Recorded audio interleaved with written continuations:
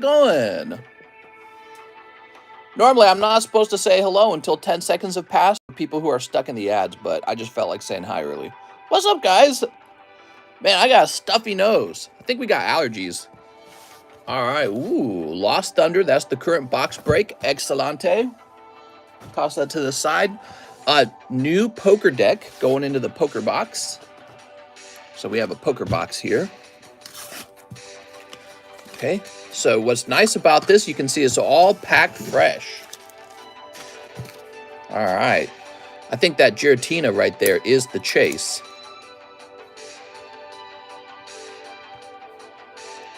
Can I open this gently? I don't want to open it wrong and hurt the card right in the front, you know what I mean?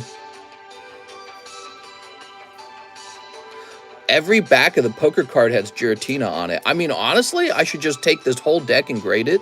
But we got to get you guys some good product in that poker card set, you know what I mean? Well, this music's kind of loud. Let me turn this down a bit. So today we're listening to Electronica. This is the hour-long daytime stream, so it's not very long. If there's a lot of orders, I'll have to rush and get them all. Darn, I need like an X-Acto knife.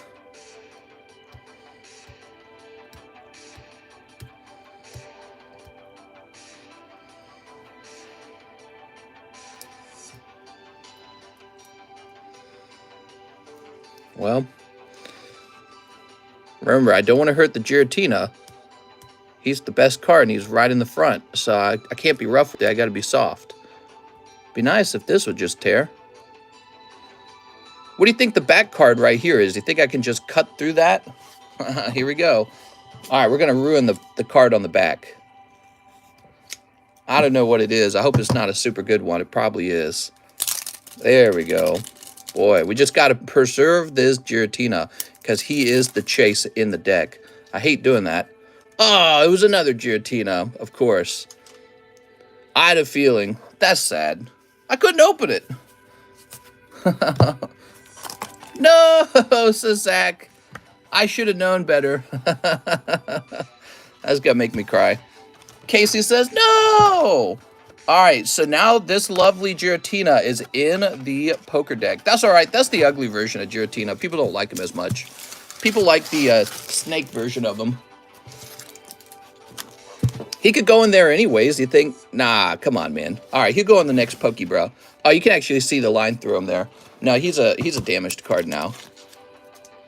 Oh, this is really full. Okay, it's going to go in the second Pokebro. I'll take the messed up one. Yeah, I bet you would. But I'm giving it away. It's going into this Pokebra that it normally would not have been in. So he's going away for free. I'm not making any money on him. He's just going to make somebody's Pokebra pull a little bit happier. All right, there's the box, nice and full. We got these lovely yellow cards. It's got some green and silver deck. We got Palkia deck, and we got Oh, it's facing the wrong way. I'm glad I did that.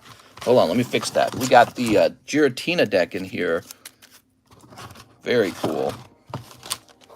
All right, we got the Giratina deck. A little bit of blue deck left. Beautiful. Yeah, here's what we got in that poker box. Poker cards, you know, I question all the time removing them from the menu because I feel like I could sell them individually for a lot more than just $10. But you know one of the reasons why it stays on the menu? Because it's very easy to sell them that way. So like if I had to sit down and research the price of every card, write it up, put it on the table with like a sticker on it, that would actually take me a lot of labor. And so just selling them 10 bucks each randomly, no labor. But, you know, poker cards have become a lot more popular over time, and I've thought about raising the price to like $11 or $12, but they're still $10, which is pretty rare on this channel. Usually over time, stuff does start to change in price and go up. So, I mean, but it has to happen someday, so eventually those will go up to like $11 or $12. So let's get a new slab up on the table. It is a new day. It's Monday. Did I say Monday? It's not Monday. It's, I meant to say that it's Thursday. That's right. That's what I meant to say. Here's a Gengar Cardos. Beautiful card. Very popular. He's eating Snorlax's dream. Probably tastes delicious. Snorlax probably dreams of all the good things. Boy, I got to sneeze, man. I got runny nose and I got to sneeze. Awful feeling. Definitely allergies, right? All right. Boy, even looking out the window makes me want to sneeze. Oh, I hate this music. What is this trash music? Let's jump to this one.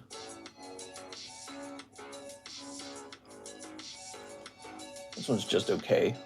I want some real computer-sounding synthwave, not this chill lo-fi crap. God, I hate that stuff. It's chill, it's lo-fi, I swear. Terrible. Gengar Cardos. I love the Cardos sets. They're very cool. Oh, by the way, I have access to PayPal. There really was nothing wrong with my account. It was something wrong with my internet. But I have access now. Everything was logged out when I came back to my computer. I was logged out of everything, including like Discord and all that. And then I had to log back into everything, including PayPal. But then once I had finished, once I was logged in, I was good. So I'm not seeing a price on this. Let me check sold maybe.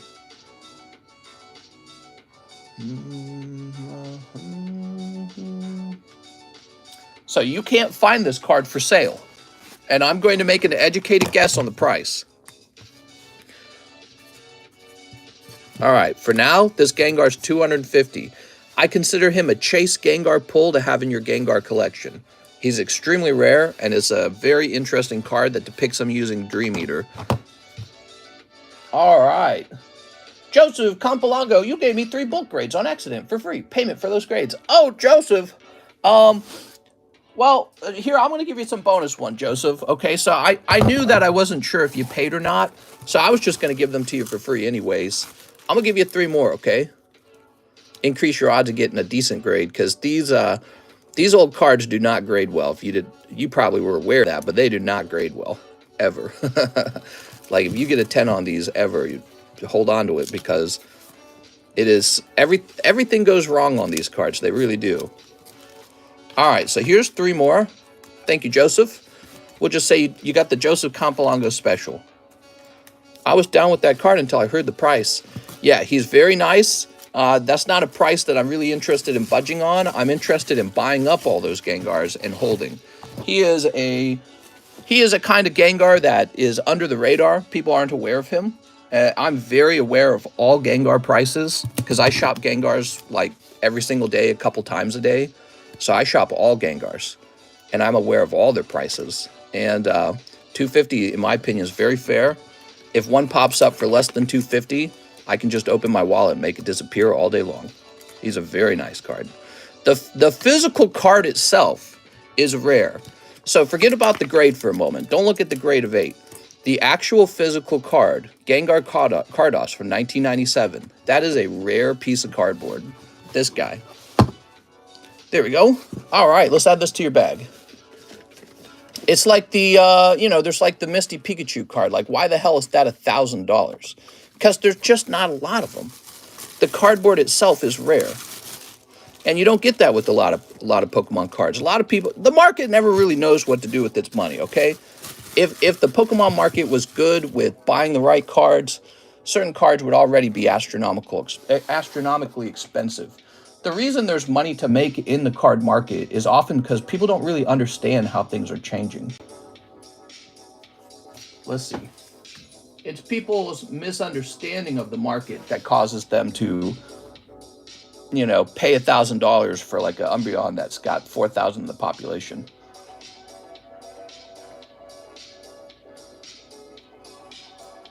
Here we are. Okay, you ready? Check this out. So this is the Gengar in question. Here he is. Number 094 from Pocket Monsters. And out of all of them, there's only 209 total. That's not like the 10s. That's the total. There's 41 10s, there's 59s, and there's 49 8s. He is extremely rare. The cardboard itself is rare. There's 200 pieces of that cardboard in a encapsulated slab for everybody in the card community. The entire card community, 200 people can have a PSA graded Gengar. That's extremely low. And the fact that there's only 41 10s, I mean, if you have a 10 of that card, you're doing extremely well on having acquired that. And actually, I did acquire one of those. Where'd he go? I was showing them off the other day. So I still got him over here? See if I still got him over here. Oh, here we are. There we go. Wow, that's beautiful too. I got a really nice looking one. Now I could probably cross grade that to PSA. I don't know if I'll bother. Ooh, look at that. Nice. I think it's at least a 9. Well, you could try to cross-grade with another company, but I just tried to do some cross-grading with PSA, and it went badly. So don't assume cross-grading gives you a better grade. Sometimes it does not. But, you know, you can keep trying to cross-grade some cards, and maybe one day you get a lucky break, and the grader's real nice to you or something. I don't know. You know how I talk about getting good deals with SGC? I said some of my best deals have been an SGC card, right? I'm curious what I paid for this one.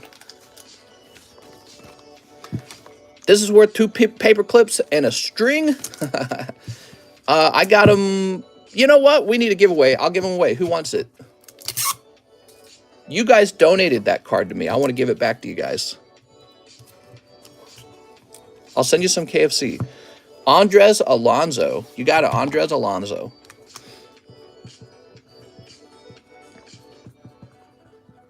There you go. Thanks, man.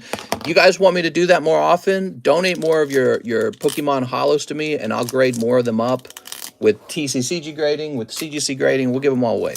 I don't mind. They're a nice thing to give away. Sometimes they're really nice. Oh, man, I love looking at this. All right, I'll find out how much I paid for this. Oh, geez. I got to log back into, like, every single thing.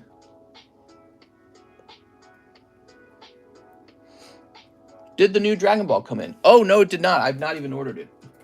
Forgot that was a thing. Is there actually a new set? I think I looked for it and I couldn't find it. Okay, you ready for this?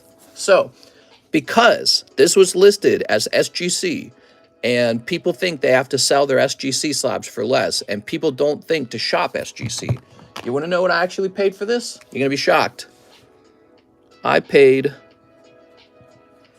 just $450. That's nothing. I think he recently sold for like $1,000. That's because I'm willing to think outside the box when it comes to ordering cards. I'm going to put the PSA pop down to 41. I feel like the PSA pop's more representative. Jem bought the Gengar. All right, so this was $450, and here's a PSA 8 for $250. It's not that shocking, really. But also, I bought this a little while ago. It's been bought that back in December, so it's been 3 months. And my channel personally has brought a lot of attention to these, so the value of these are going up anyways. $450 for that. You know what I would consider selling this for around? Maybe about $5,000 to $6,000 I'd sell this. That's what I actually value this guy at, about $5,000 to $6,000. I put him in line with other Gengars like Skyridge Gengar or, you know, Jim Heroes Gengar. He's incredibly rare. 41 in the PSA 10 pop, that's nothing. Very few people have the luxury of owning this card as a 10. All right, cool. Let's see what's next. Anyway, so Jeff Leon's next. He says, 2 Arcana, 2 Scarlets. You got it, man.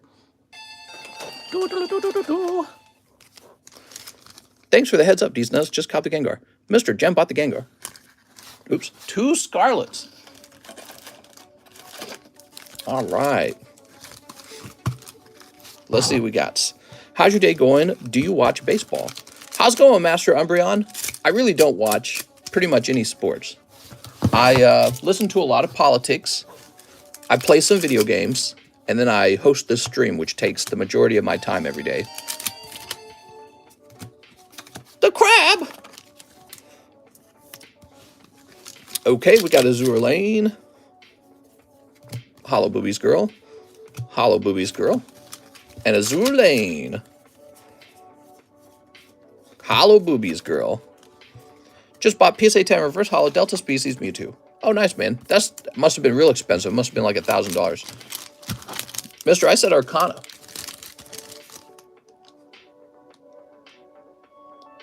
Isn't this Arcana? No, this is Azure Lane. Damn it. Azure Lane. They both start with an A. What's Arcana then? What's Arcana? You didn't use the full name and I'm confused now. I got no clue what it is. Arcana. Dude, I don't even know what that is. I got no clue. It's Pokemon. Oh, my God. It's that one stupid set. It's this one, isn't it? Is it this one? Incandescent Arcana. I'm sorry.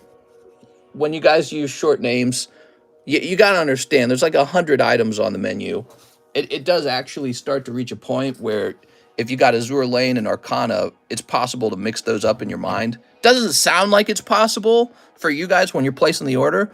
If you were in my shoes, in my seat, it's possible. There's like 100 sets on the menu, and it all starts to sound the same at some point. My bad. All right, here we go. I just lost some money on that. When is Pixar back? I don't know if I reordered Pixar. Did I reorder Pixar? No, I think I did, actually. I think Pixar was reordered.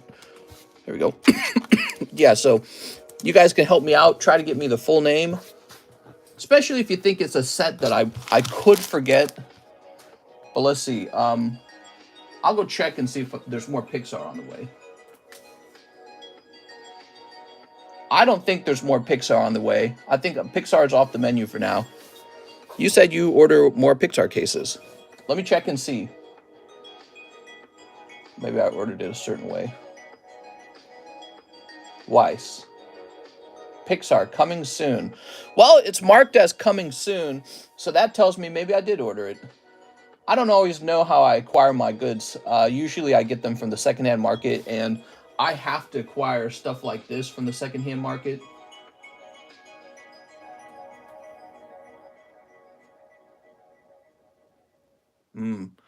Where else would I have gotten it from? I don't know. I didn't say it. I didn't see it.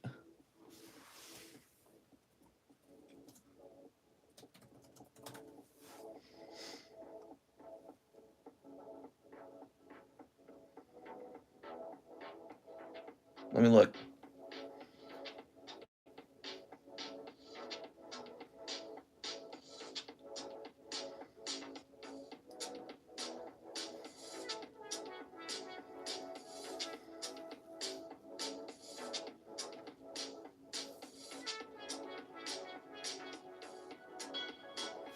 Want to split a box of Merlin Series 1. How's it going, man?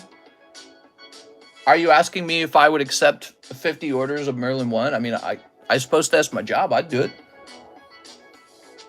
All right, so there is more Pixar on the way. And my account is drained, man. I got to take a break from spending for a day or two. I don't know what I bought, man. I must have bought a lot. I'm curious what I bought. Darn, I wish those Azure lanes had been hot. I would have snatched the hit. Well, yeah, I bought a lot.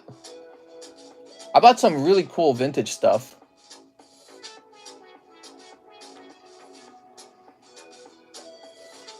Jesus Christ, I bought a lot.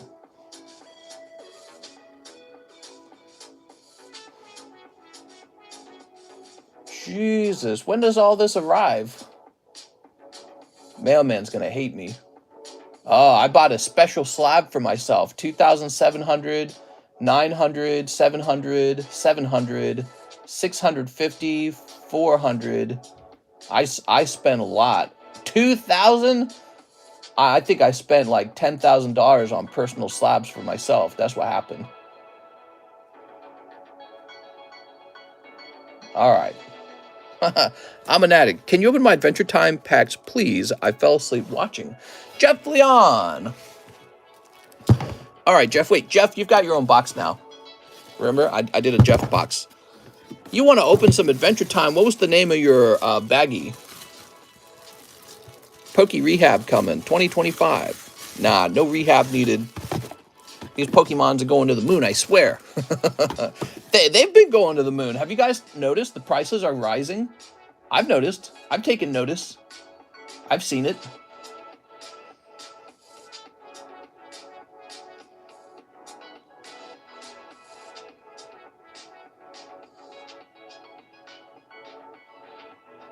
This is Anthony Smalley. I have 7 cards I need to grade. What do I need to do? I got an email.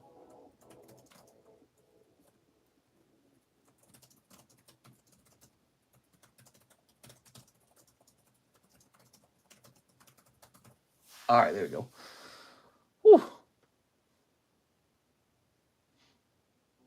Verify your info by April 1st, Coinbase. Oh, I got a response from PSA. What are they going to say?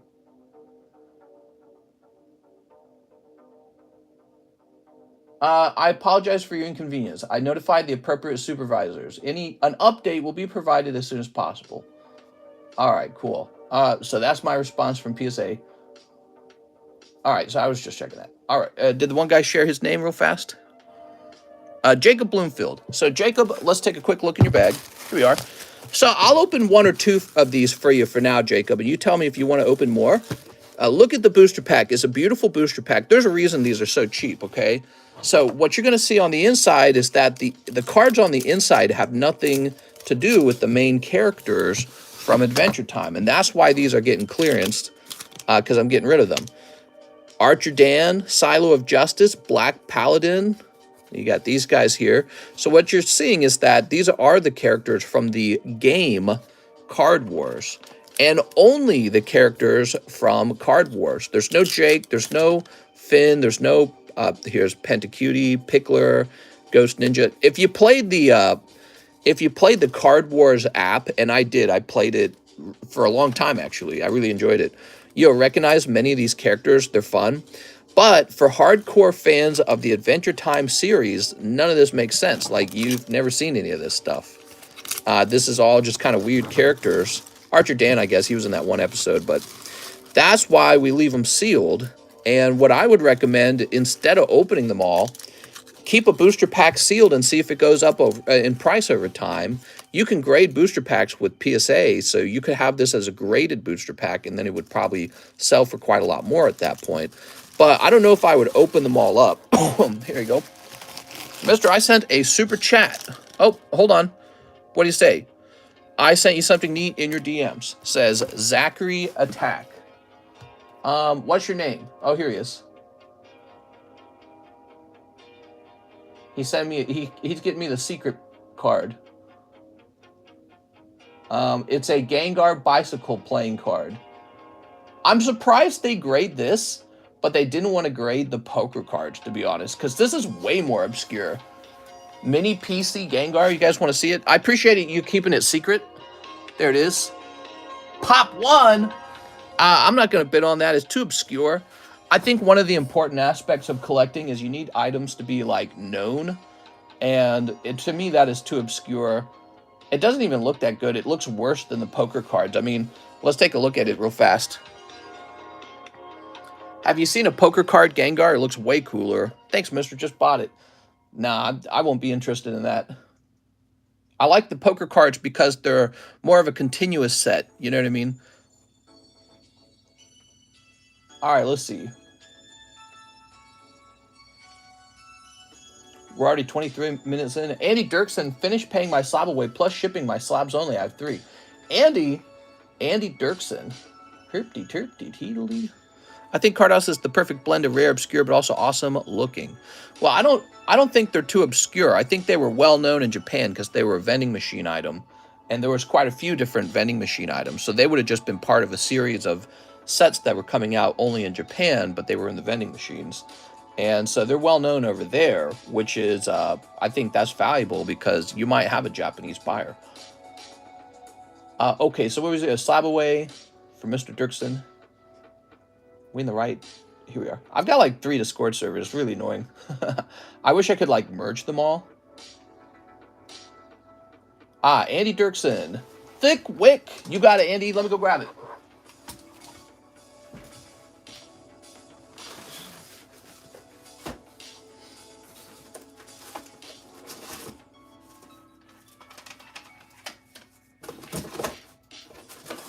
Oh, that reminds me. I need to refund that one guy.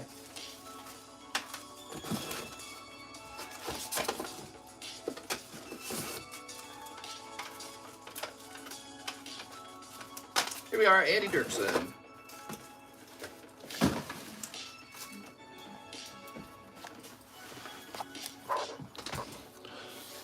All right. Beautiful.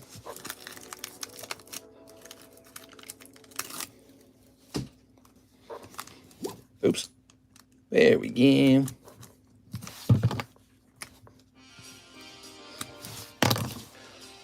One of the hardest to grade girl cards in the series right now. Swick. Very nice. And we removed you. I think we did. Oh, he wanted shipping as well. Let's get that shipping. I don't know about this music, man. It's just not doing it for me. What about you guys? It's like it lacks something. It lacks feeling or something. We need electronica music that has feeling in it, passion.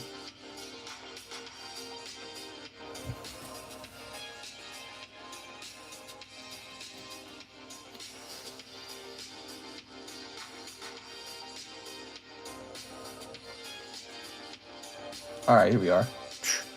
Logging into PayPal takes forever, dude. I need you to buy another booster box and show them off. What are you talking about? Okay, let's try this again. Ah, here we are. Maybe I was spelling your name wrong. That's why.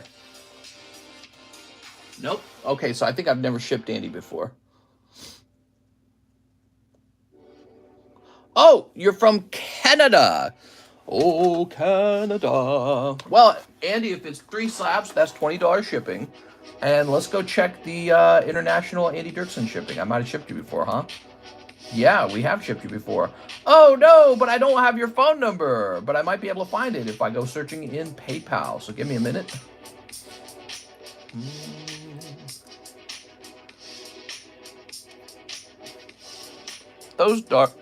Those, you sent a penny message?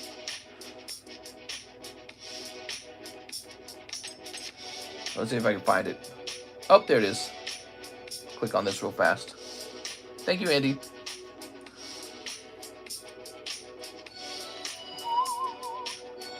So I was kind of freaking out last night. I don't know if you guys were there for that. I was freaking out last night because PayPal stopped letting me log in. I thought I was locked out of my account. They wouldn't even let me access the PayPal page. I couldn't like go to the page at all. So I was like, what the F? Did that to me midstream.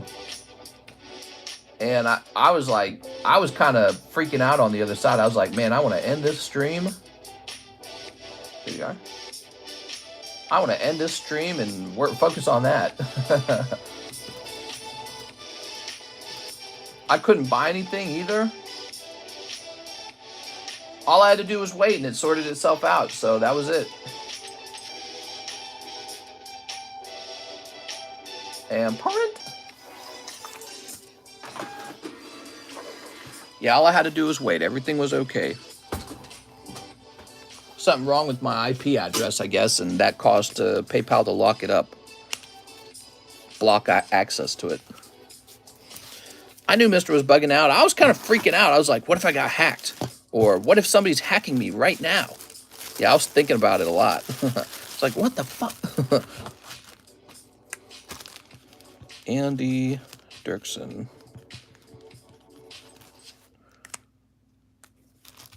Three slabs. Ship only Andy slabs.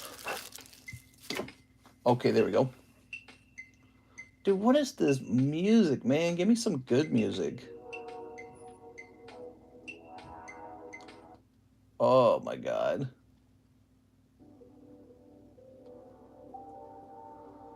Okay, we're moving on. Wait, was there something else I was supposed to do? Ship only slabs, thanks. Slabs only, Mr. He said. Hathim says for Fortnite. You got it, man.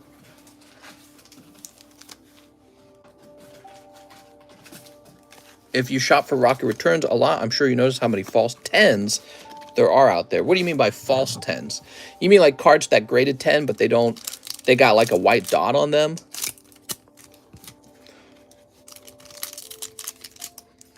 There we go.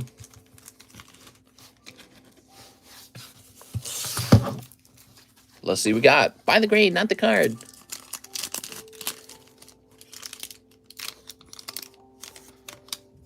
Brilliant Striker.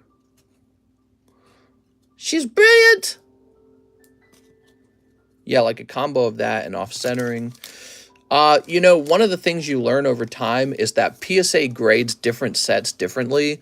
So, XY evolutions, you find out that there's some PSA 10 evolution holo Zards in there and they in fact do have a print line in them. Or like PSA 10 Chansey from XY Evolutions. I own one. There's only a couple in existence.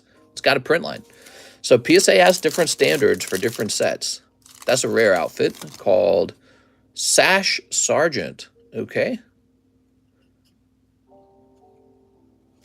Would you ever order Rick and Morty cards? Probably not, now that they got rid of the voice actor that played Rick and Morty. I'm real disappointed with that franchise. Mikey getting his slab shipped too? Oh, there we go. Legendary outfit Valor. Very nice. Here we go.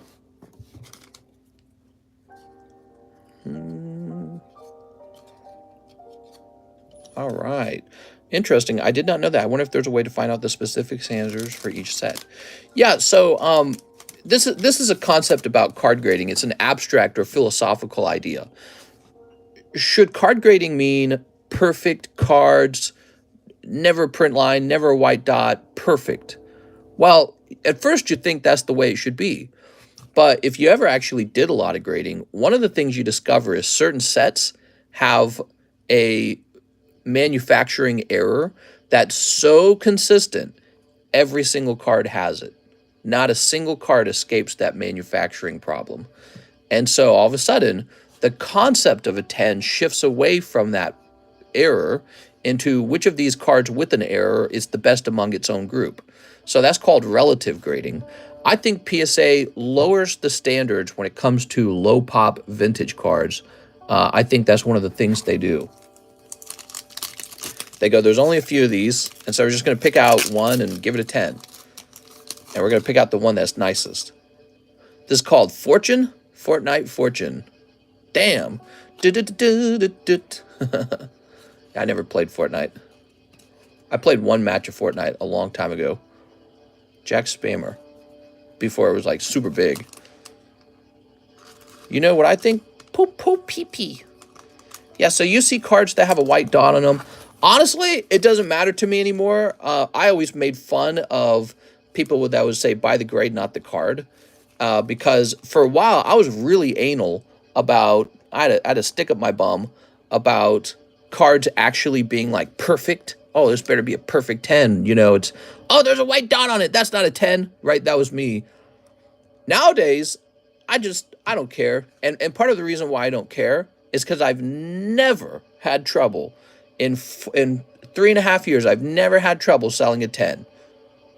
And that's because people just, they do buy the grade. That's the truth. The market buys the grade. They don't care. So I don't worry about it anymore.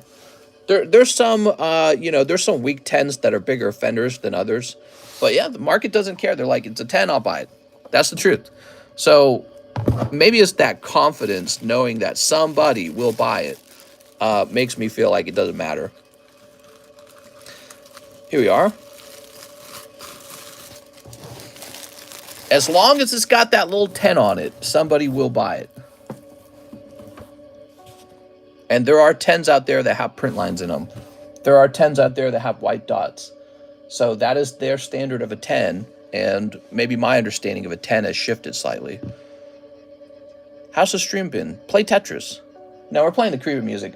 Dennis Sanders, Too Jobless Reincarnation. Jobless, jobless, jobless. Where'd it go? There it is.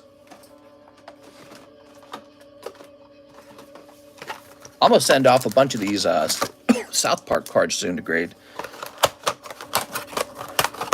Okay, that is an empty box, actually. And now I have to see if we have any more. 2 slimes. Are we not out of slime? Oh, no, we got slime right here. My Alt Lugia got an 8 on the surface grade at Beckett for having a white dot. Damn, they dropped it all the way to an 8, huh? Well, they might have found 2 things on the surface, is the truth. If you're not grading cards, let me tell you something. It's so difficult to find an error once the card has gone into a sleeve and then gone into the plastic. Because you can't see it anymore. It's like invisible. But when it's out of the sleeve and out of the plastic, and you start reflecting it under powerful types of light, you go, oh, there's the error right there. So, yeah, once it's encapsulated, you can't see it anymore. It's really difficult. which is actually why I'm very skeptical of cross grades, where they don't remove it from the slab, they grade it in the slab. I don't know if they got like a special computer camera that does that. I don't know. They probably do. So let's go see if we can find some of this.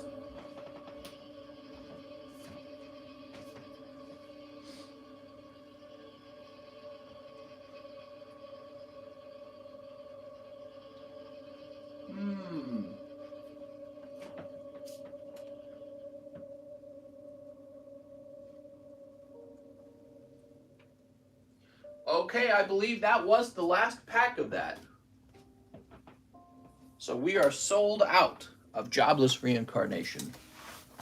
If I find more, I'll add it back on the menu. I did not see it on my shelves.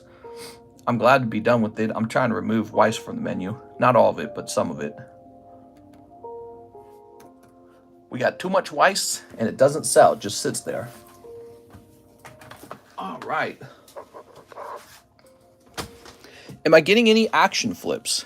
I thought I did order some action flips. Maybe it never arrived. Who's this for again? Our best friend, Dennis. Dennis, you got $8. We sold out of this. Oops.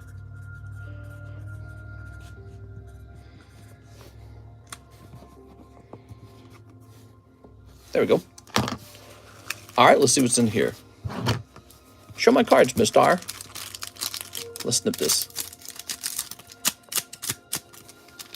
Can I get a rent a girlfriend? Yes, yes. Rent a girlfriend.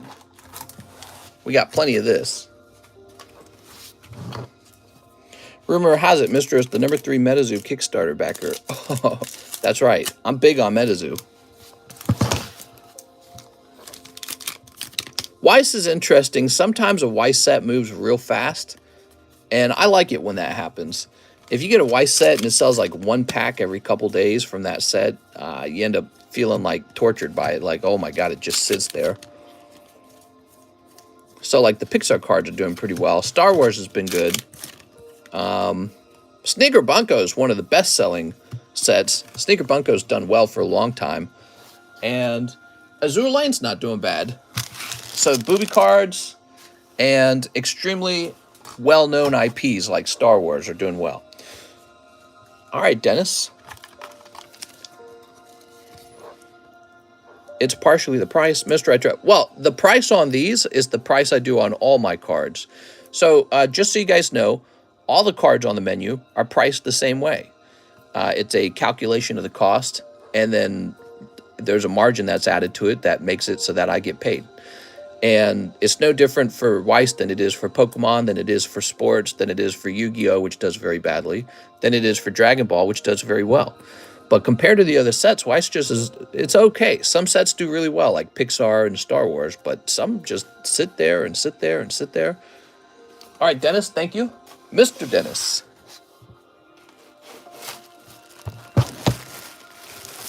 I can lower the price in order to get it to sell faster, that's true. But then it would be a very bad product in another way. So if it can't sell on the same margin that the other sets have, I might as well just kick it off the menu. And that's actually what I do. I kick things off the menu sometimes. I feel like WEISS just isn't known yet. Yeah, well, some of the stuff I've never heard of, like the Dragon Maid anime, I've never heard of that. And that's one that's been doing very poorly, actually, Dragon Maid. Even though it's got some extremely good sexy cards in it, it just does not get opened as often as I'd like it to get opened. But yeah, I mean, we ran out of the WEISS, the Pixar WEISS set, so that set just blew up. Also, again, Sneaker Bunko, one of the best performing WEISS sets on the channel for compared to any of them, really. I restocked Sneaker Bunko like 4 times. And I think I got 2 fresh cases sitting around waiting to be added. That set's done very well. Dragon Maid has an English set, that's why. Well, Sneaker Bunko's... well, I suppose there's no English set of Sneaker Bunko. Yeah, that might be it. Hololive did okay, I guess. Yeah, Hololive. When I first added Hololive, it did really well. Ooh, I got a drink. I'm going to take a drink.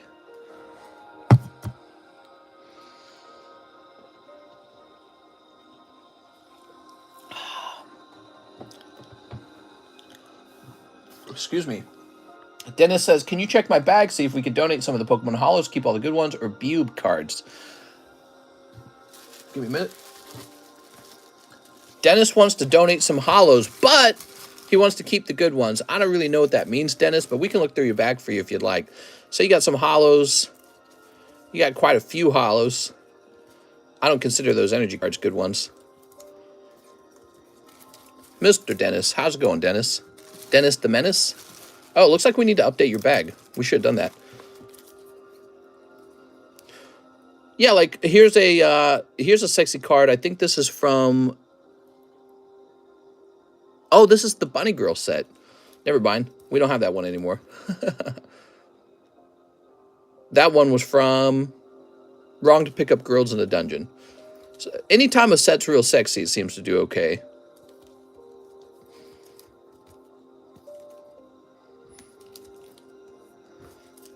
Well, you got a lot of cards, Dennis. That Magikarp is dope. That one, he's real popular. Actually, at one point, he was selling for a bit more than that. And that's the Rocket Returns Magikarp. Rocket Returns is like kind of a prestigious set to own a lot of. That's why all the cards in the set are so expensive. I just bought a card from Rocket Returns recently. I'm big, says James Trimble. Do you need a CGC membership to submit? I don't think you need a membership. I think buying the membership reduces your costs a little bit. All right, there we go.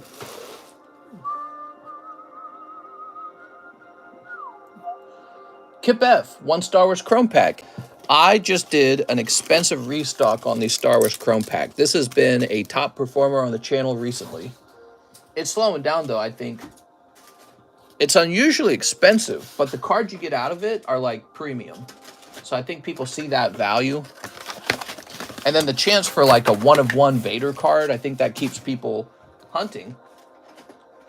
Stuff like that, it's pretty smart. There should be, like, a 1-of-1 Tifa in here, but there's not, because they're not as smart. Companies, people like those numbered cards, man. Pokemon could do it. Any company could do it. If we made a card set together and printed it and sold it, it would have numbered cards in it for sure. I mean, that's just what people want. They want numbered cards. Oh, man, you're getting lucky today, Kip. Okay, let's see what we got. He looks... Oh, no, he's not off-center. Out of 99, Grand Moff Tarkin. He was such a great character back then. Really had a look to him, didn't he? Did my bag get shipped out with my slabs? I was hoping just these slabs went out. Uh-oh. Uh-oh, I think it did. I think that your cards went with the slabs. I'm sorry, man. John would have done the shipping this morning, so it's already gone. What about DC HRO cards that have mint numbers? 1v1 me. Was no more orders called? What time is it? 4:12? We're still taking orders. Wait, what time did I start the stream? I started at 3? Oh, we got time. We could do a 2-hour stream. I'm so dumb. If we wanted, we could do a 2-hour stream. Go nuts, guys. Send your orders in. Theodore! You got Theodore. There we go. I tried to message him on Discord, but that's okay. I'm so sorry, McNeil. McNeil, sometimes I mess up your McDonald's order. I give you a double quarter pounder instead of a Baconator or whatever. Can we see more slabs? Oh, right. I'm supposed to be doing slabs today. There's always so many orders that come in, I get distracted. Yeah, we should see more slabs.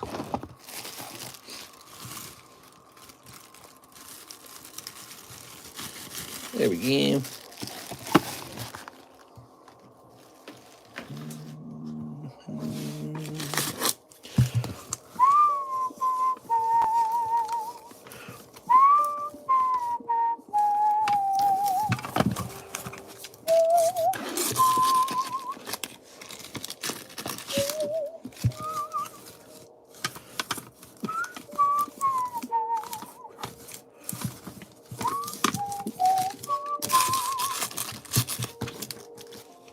Picking out some good slabs out of these piles. I like this melodic. This is black and white melodic. That's 11 years old. So So that is officially past the 2-year mark. Oh, we got a Charizard break. Don't forget about that, guys. I don't advertise that enough. Charizard break still ongoing.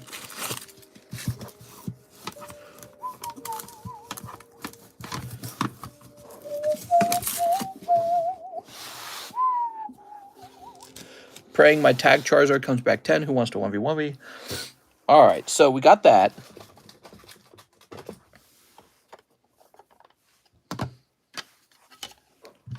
Ooh, those are nice looking. I don't know. I don't know if I'm ready to price these up quite yet. We've got some of these on the table. We might have to price something else for a minute.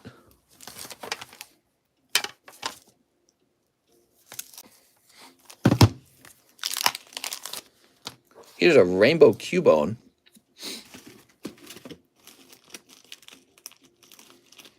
Cubone is one of the top pulls out of Series 2.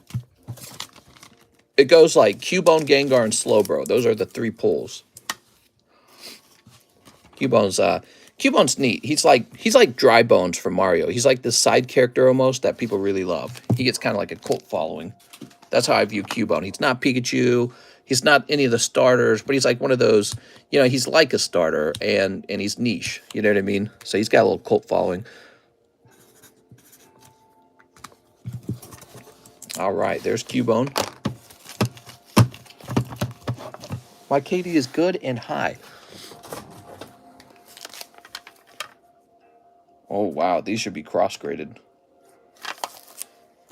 I love them. Cubone Daddy. I have a cult following of Charmeleon. Sounds good, man. There's a little Raichu. And a Primeape.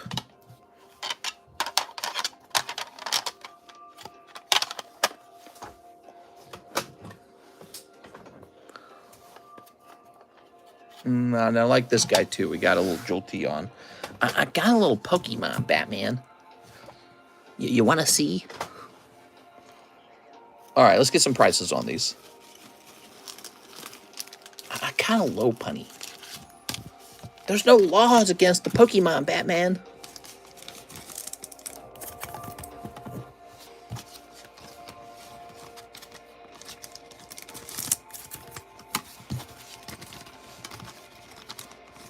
Okay, getting some fresh slabs up here. So these are going to be cheaper slabs, obviously. Well, I don't know about the Jolteon might not be cheaper because people go nuts for the evolutions.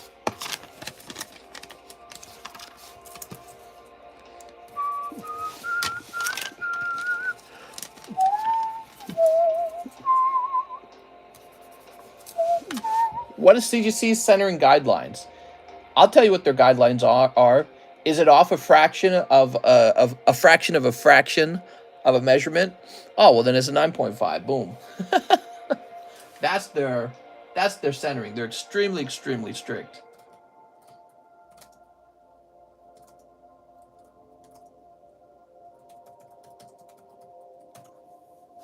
CGC is definitely more strict than PSA on centering. I mean, it can't be off-center a smidge. Also, they take the back into consideration, which is something PSA does not do that.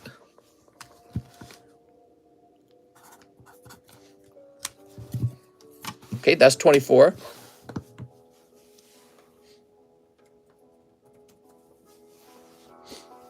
I think CGC taught everyone to be a lot more strict on their mail-ins.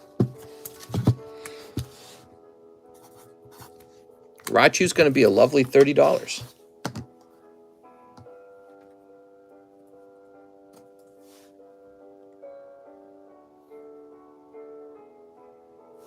Okay, so I think we're going to do a similar $30 on Jolteon. All right.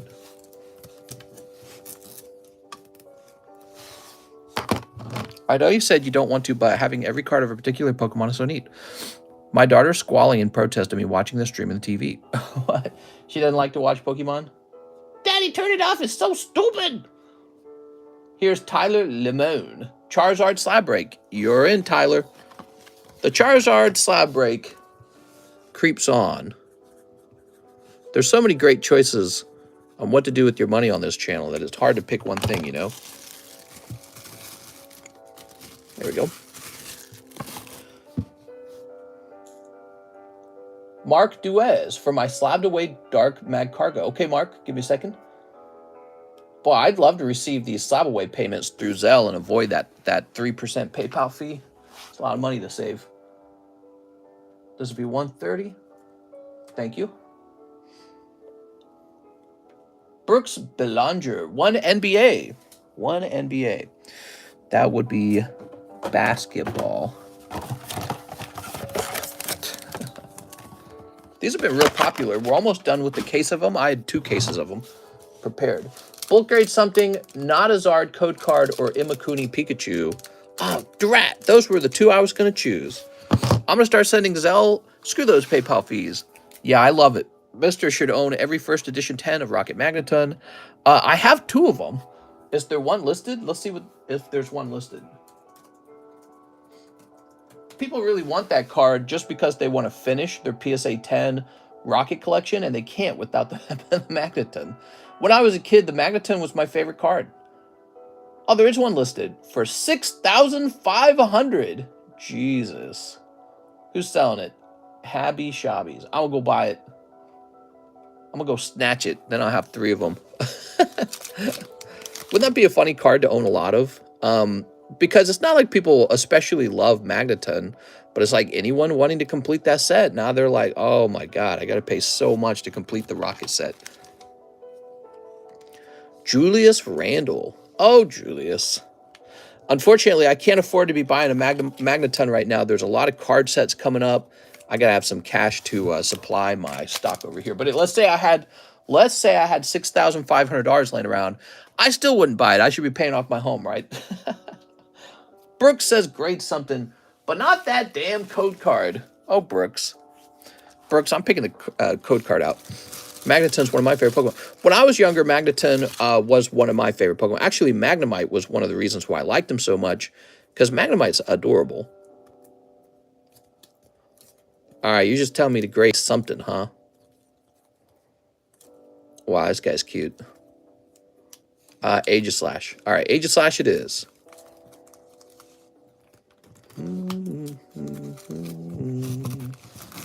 You had 2 Aegislashes. I better take a look at both of them. You don't like the Imakuni? Imakuni is adorable, dude. I don't want to hear it. What do I have to do to add a QR timestamp to a grade for my reverse holo Gengar? So QR codes require a little help from you, the customer, in order to pull them off. Basically, we have a channel called the QR code channel. Here it is. It's called TCCG timestamp, actually. So if you click on this, you upload the timestamp to this channel. So let's give you an example. Olivia Hunnikin, Charizard non-holo sticker at 1748, and here's the link. Okay, and actually you can edit the link to have that exact time frame, because YouTube gives you a button you can click to add a timestamp to the link. But that works too. I'm sure a lot of people do it that way, the way Olivia's doing it. But that's it. And so then you order the QR code. You say, I'm ordering a QR code, and then you add your timestamp to the timestamp channel. You have to do it. And John references that when he's actually adding the QR code to the label.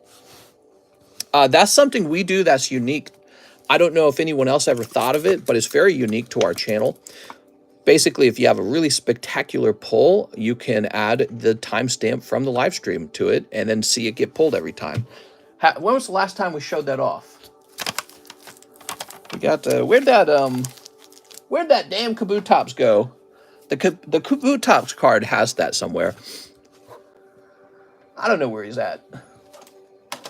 He's always somewhere. We run into him and then maybe he's down here. Is he down here?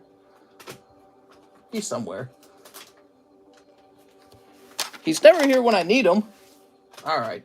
Well, we have a TCCG graded card. It's a Kabutops, and he has that QR stamp as an example, and I'm supposed to have them with me so I can show you all. And now that I'm ready to show you all, I don't have them. That's exactly how things go. Damn, look at these cool holos, man. I love these holo cards. They're so neat. Is he over here, perhaps? I probably placed him somewhere where I'd find him easily, because I want to be able to show him off. So I said, I'll place him here, and then promptly forgot where here was. Oh, here it is. I found it, in fact. Here we are. All right, that's an example of the timestamp. So that's Cardconomist grading. There's the timestamp. You can go ahead and scan that with your phone or computer or whatever, and that'll take you to the moment that this card was pulled. And that's something unique that we do for our labels. There we go.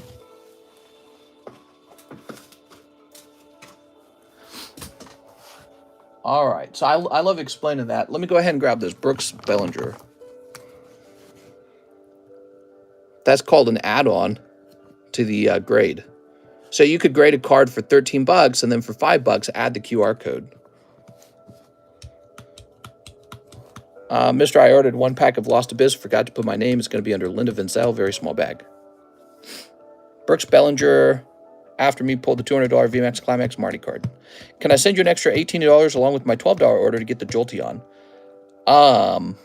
If it's not already purchased by someone else, yes. Who's this? Fernan? Fernan, I'm probably going to accidentally open that $18 order, though. That's probably what will happen. Mister, I sent for the Raichu. Uh-oh. All right, so let me go ahead and put this over here.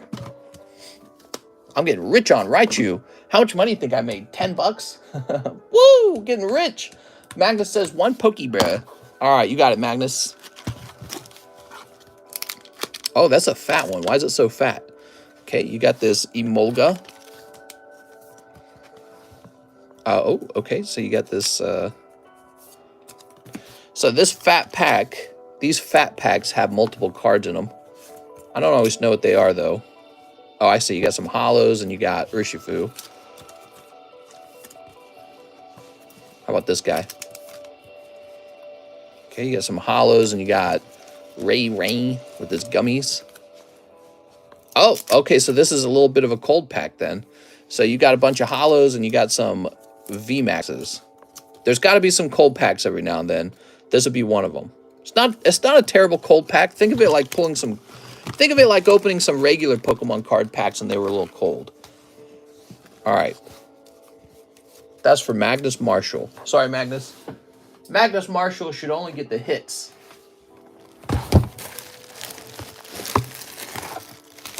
Not bad for 20 bucks. I think it's very similar to opening up like just a regular pack of Pokemon. The Raichu payment is different. It's sent because I also sent for bulk grade.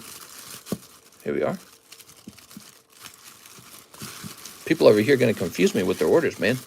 The first $12 order was 2 Vivid Voltage under Isaac Schmutzer. So here's the problem. 2 people want the same card. And so part of the way we decide who gets it is just whoever grabbed it first. But the other part is sniping.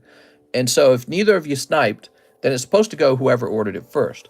But if your first order was for something other than the Jolteon, we can't count that because that would not be your first order. That would just be you changing it. So your $12 order would be your first order for the Jolteon. And so then we would just have to go see who that was.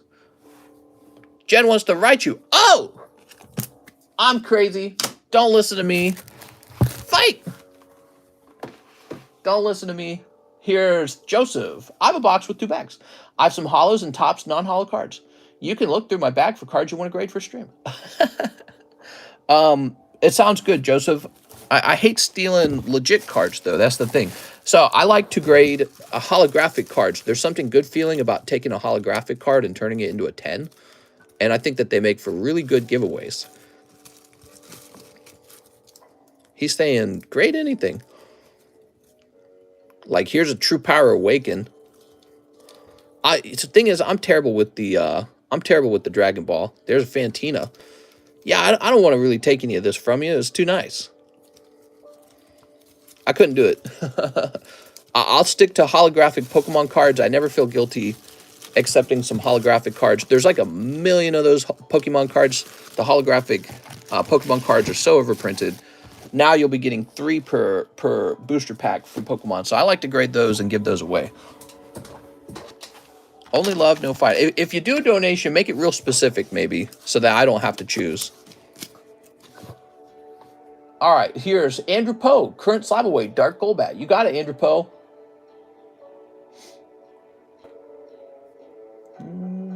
Just a reminder, if you guys make a payment toward your Slab-AWAY like that, like a $100 payment, and you use ZELLE, then I avoid a 3% fee. So I would appreciate that if you guys ever do that. Here's Kyle Burns, 2 live customs. All right, Kyle, you ready? We got 1, and we got 2. That's Kyle Burns.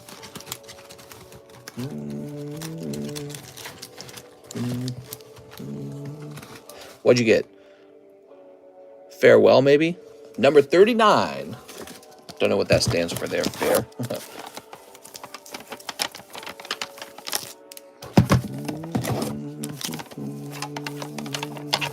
Oh, yeah, you got a nice one. Okay, so you got this for 40 bucks, basically. And I thought 60 bucks was already pretty cheap. It's a good slab. It's got Mewtwo. It's got Mew on it. It's got Charizard and Pikachu in the background, too. And they're all flying. Like in Peter Pan or something.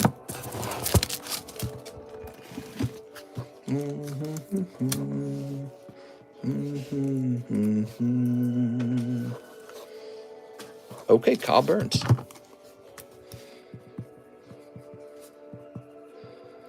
That your first time opening the live customs? Yeah, he said, I'm new, so no bag. Check that out. That's a Rainbow Hollow. Rainbow Hollows, for people who don't understand, the Topps booster boxes had different print runs. Even though the boxes look the same, they have different print runs. Well, the Rainbow print run, that's the first print run. This is like first edition, basically. So collectors who are in the know, they want the Rainbow Hollow. They don't want the Silver Hollow quite as much. Not that you can't get a lot of money out of the Silver Hollow, because, you know, once you collect the Rainbow, you're going to want the Silver Hollow next. So you're going to want both of them. And that's how I feel about it, too. I'd like to have one of each. Here we are. All right. Mr. Kyle.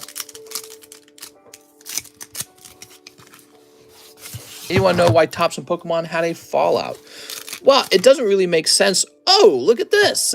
That's a nice pack, man. Zacian and Drapion. Wow, look at that. Drapion looking so well-centered here, too. Look at that, guys. Oh, man, I love this music. Why would you license out Pokemon when you have the exclusive rights to it? If the license, unless your license fee is like shockingly high, it's better for you to just print the cards yourself. So the reason companies like Disney license out their brand is because they don't want to have to own a card printing company. They don't want to have to be in charge of inventing a good product. All they do is work on the characters in their TV shows, and then they sell the rights to those characters to a manufacturer of products. So that's licensing.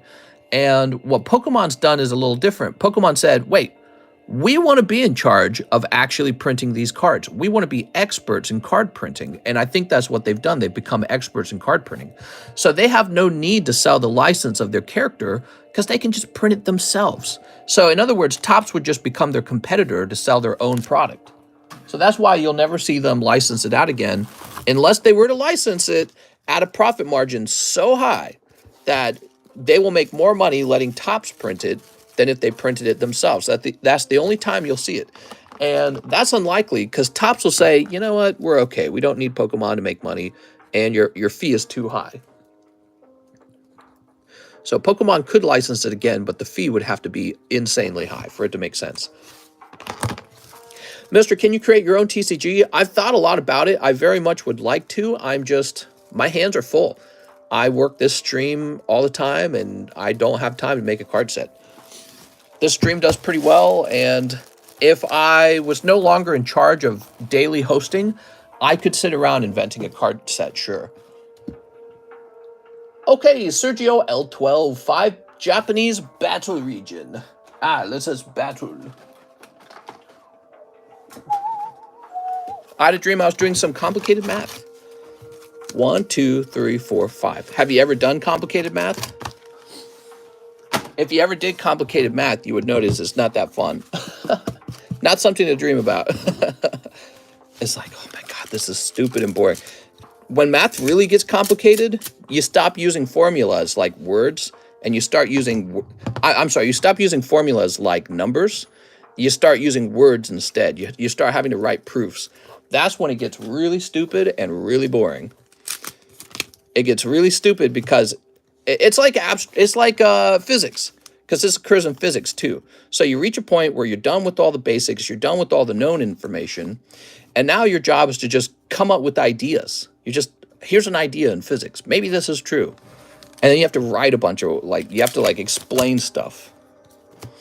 You have to, this theory could be real because, blah, you know what I mean? So stupid. I didn't enjoy it.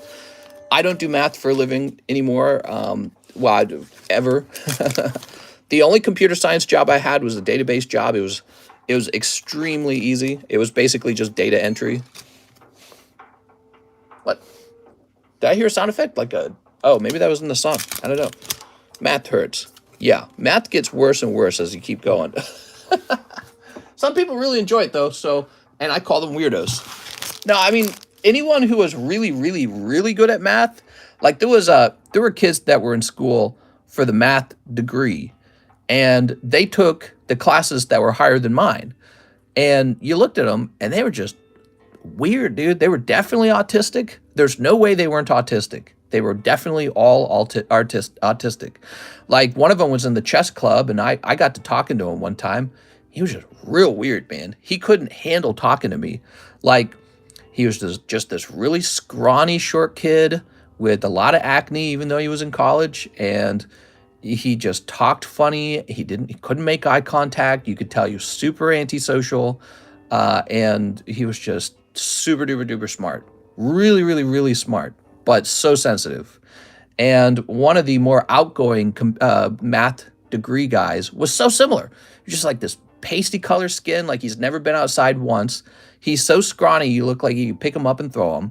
So smart. Really, really smart guy. He loved classical music, and he was talking about, these theories match with classical music and the space in your brain and stuff like that. It was really interesting.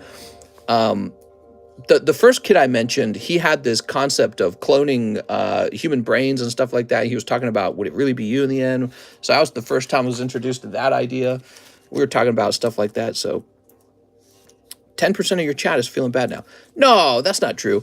But they were really smart. I don't know where they are in life now, but yeah, they just sort of fit a stereotype where physically they weren't they weren't athletes. And they were just these guys with their noses in books, and that's what they really loved.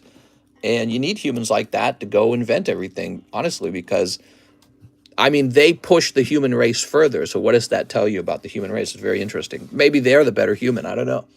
Sergio L12. But it was fascinating because with all of them, they all definitely had autism or something. There was no way they didn't. It's like they didn't understand how to be cool at all. They had no social skills. And it's hard to describe that because it already was that way in the computer science club. So in the computer science club, everyone was awkward. Everyone. They were nerdy. They were uncool. They were awkward. They didn't like to talk. They didn't show up to meetings. They didn't want to. They just wanted to do schoolwork. And then somehow the math guys were worse than that. They were worse than the computer science guys. The math guys, the real ones, they were crazy, dude. They were real crazy. So I didn't know how to describe it. They'd have these shirts on, plaid button-up shirts from 20 years ago. And then in their pocket, in their front pocket, they had a little notepad and little pens. They were all the same. They all had the same thing. They had little pens in their front pocket, they're going to sit down and crack out some math. It was wild stuff. It was all the stereotypes. Casey Cole says, 2 MLB Gypsy. You got it, man. But I also remember this. I remember I had this really, really, really smart algebra professor back when I was taking community college courses. He was real good. And he could barely address the class without blushing. So that's kind of what you run into with the computer science types. And the math types is they can barely talk to you without blushing, and it's just because it's they're too sensitive, they can't handle it, and probably that's what makes them so smart. It's probably all tied together. Here we are. 2 NFL Absolute, 4 Japanese. Pokemon Go. Damn, don't go hard on Sergio, mister. What are you talking about? All right, Casey. 1, 2, 3, 4. Yeah, one time he made a joke, and his face turned such a dark shade of red because it's like maybe he was feeling kind of like it's difficult for them to have the spotlight on them. And I relate to that a little bit. I don't like to have the spotlight. I don't think anyone does, you know, like public speaking. But some people are the opposite of that. Some people only want the spotlight on them. And it's a fascinating thing. It's a differences in personalities kind of thing. I think I did fairly well with public speaking. I like to be in charge of things. And that definitely goes a long way with helping you with being more social. I think no matter what I'm working on, if I'm not eventually in charge of it, I get angry and then I leave. So I like to be in charge of things, or I get angry. I get like annoyed. Casey Cole, so that helps. But yeah, a lot of computer science guys, they were either like pure robots and that allowed them to be social, or they weren't like robots and they would just, you could barely talk to them and they'd just give up talking. They'd be like, I can't keep talking, I'm out of here. I'm on the autism spectrum and have ADHD. I've learned coping skills along with just facing fears. Yeah, autism's an interesting thing. I think it's become more of a casually tossed around term. In the past, I think it used to mean like somebody who's really impaired, you know what I mean? And then it became more like people who struggle with social skills, you know what I mean? I think it moved on to something like that. And I think there's like this thing that occurs where it's like people with very high levels of sensitivity, especially having trouble understanding other people's emotions, social situations. But some people are just born that way. They're just born like really, really sensitive, you know what I mean? Casey Cole with some baseball cards here. Nothing crazy popping out. Here we are. All right. There we go. Toss this over here. There were not too many girls in the computer science department, but my wife was one of them, and they were kind of similar. Oh, you got a jersey card. Very nice. They're kind of similar. You couldn't talk to them very well, and they were just kind of odd. There we go. They couldn't handle being talked to too much. We got Jameson Williamson. Oh, Jameson Williams for the Lions. But, yeah, there weren't too many girls. And when there was a girl doing computer science, she was not very social. She would struggle to talk comfortably. And they'd be like, all right, I got to stop talking. I got to go. You know what I mean? So that's a key trait. They give up talking very quickly. They get out of the conversation very quickly. Aaron Rodgers, especially if there's like a moment where you laugh together, anything that's like a connection, you know what I mean? So like if you're talking about the weather, fine. You're talking about math or computer science, very fine. That's very easy.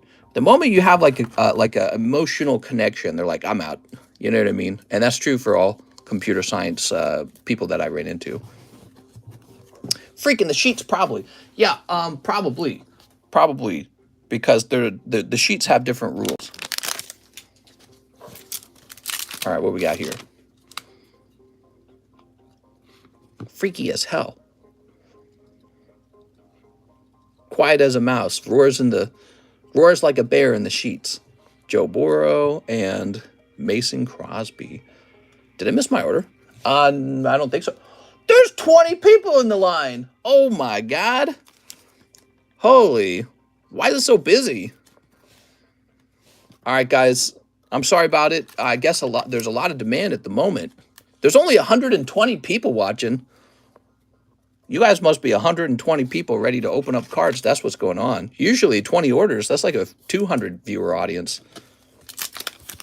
Mr. Zell time. That bulgy woolgy is making my senses tingle. Yeah, let's get those Zell orders. I love this Tyranitar, by the way. I should just go online and just order like 100 of those. Here's a little Snorlax. Here's a little Pikachu and a Ditto. My fingers immediately felt that the Ditto was thicker. My hands are so attuned with the way a card should feel that it could detect it instantly. And there's Melmetal. I know where to look for a wife. Well, if you're looking in the computer science department, you're only going to have like 2 or 3 options out of a group of like 40 people. And trust me, those girls are all being sought after already. Actually, I think I read somewhere that couples most likely to stay together when it comes to career, 2 people in computer science, highly likely not to break up. I thought that was interesting. Maybe it's because both people are antisocial. Isn't that interesting? All right, so Casey Cole, let's find your bag. And speed up a little bit, because apparently there's a line. You're not up top, right? Carlos. How old is this Carlos bag? Look at this Carlos bag from 122. That's ready to be repoed. All right, probably down here then, huh? Oh, Casey Cole. Level 1 Diglett appeared. Bear with me, guys. We got a line that kind of snuck up on us.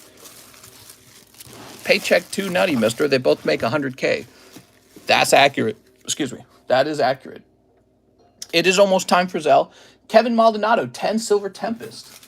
And a Nintendo pack. Please leave the Nintendo pack sealed. All right, that's 10 Silver Tempest. Oops. Tipping over there.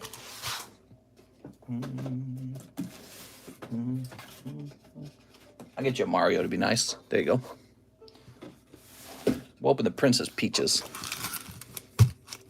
I don't think any 10 of 10 looking male will go after your ting. Glad I ordered Zelle. You're saying Alex isn't hot enough for a gay 10 out of 10 men to go after him? That's an insult, sir. We won't have this. See, Alex is a highly sought after power bottom. There we go.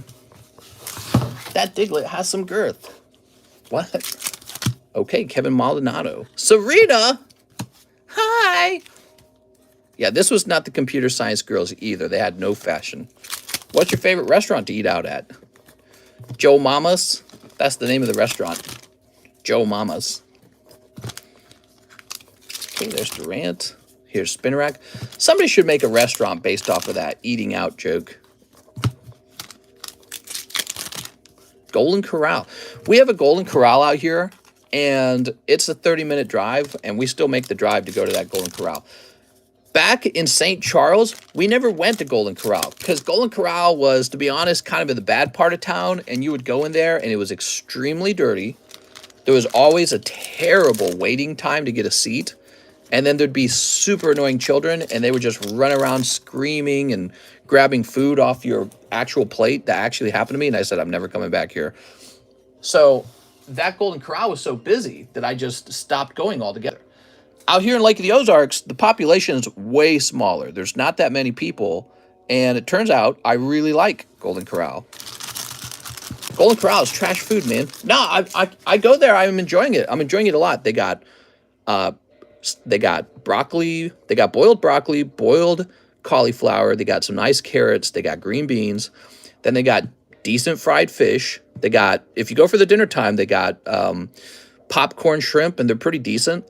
And then they got their grilled steak. So you can go there and just have some steak and broccoli and mashed potatoes. And then here's the best part. It's 20 bucks. That's 20 bucks for some reason. And I look at the price. I'm like, 20 bucks. I got a steak. I got broccoli. I got mashed potatoes. This is better than if I went to freaking Walmart and bought a $20 steak at Walmart. So if you want a steak dinner, and this is, I'm not paid to say this. I'm just giving my honest review. It's very decent. I would have spent the same money on Taco Bell, gotten their nasty little Taco Bell meat and their nasty little Taco Bell lettuce and tomato and nasty Taco Bell cheese, and it would have cost the same. So in terms of value, if you think of Golden Corral as like a fast food, which I do, that's how I think of it. I think of Golden Corral as fast food. If you think of it that way, it's not bad. It's my favorite fast food right now, Golden Corral is. Also, you just sit down and you eat right away. So, you know, because it's a buffet. It's already all cooked. Just waiting there for you. Can you grade the Nintendo pack? Unfortunately, I cannot grade Nintendo packs.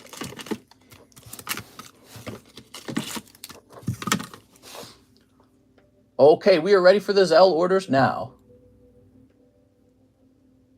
We have Alan Azueta. I have a bag. I'd like one Digimon Classic. Mister just made Golden Corral sound plain as hell. 2 Star Wars Chrome. I don't know what you're talking about. Their steak's surprisingly good. I went to a restaurant, like a specialty steakhouse out here in Lake of the Ozarks called Shuckers Tuckers or something like Tucker Shuckers. It's one of the most prestigious steakhouses out here. I paid $100 for a filet mignon with the little lobster tail next to it. Paid $100 for that. I was like, all right, it tastes like steak and lobster. I go to Golden Corral, 20 bucks. I can have all the steak I want. I can eat like 3 steaks, giant ones. And it tastes just about as good. It's just like a cheaper cut, so it's a little chewier, and I don't give an F. I've got teeth, so I'll just chew it. Pay $90 to my Slab-AWAY. I'd like to donate hollows and my gold flaffy, Alan Azueta. So let's find your Mr. Alad. I like it a lot. I like the value. Here it is. If I was a billionaire living off of my dividends, I would probably just eat at the specialty steakhouse all day. But I'm not. I'm a guy trying to become wealthy enough to retire, and that means being frugal. And so, yeah, Golden Corral's on my radar. If I'm going to go out to eat, that's where I'm going to go. Mr. Allen. Ah, here it is. Oh, wow. Such a nice card, man. You guys want to see what Alan got? Alan, now you can try to cross-grade this to PSA, I've heard. Put that away. Taco Bell equals colon cleanse. All right. Did someone buy the PSA 9 Merlin's art? You talking about the one I had or the one on eBay? I don't know.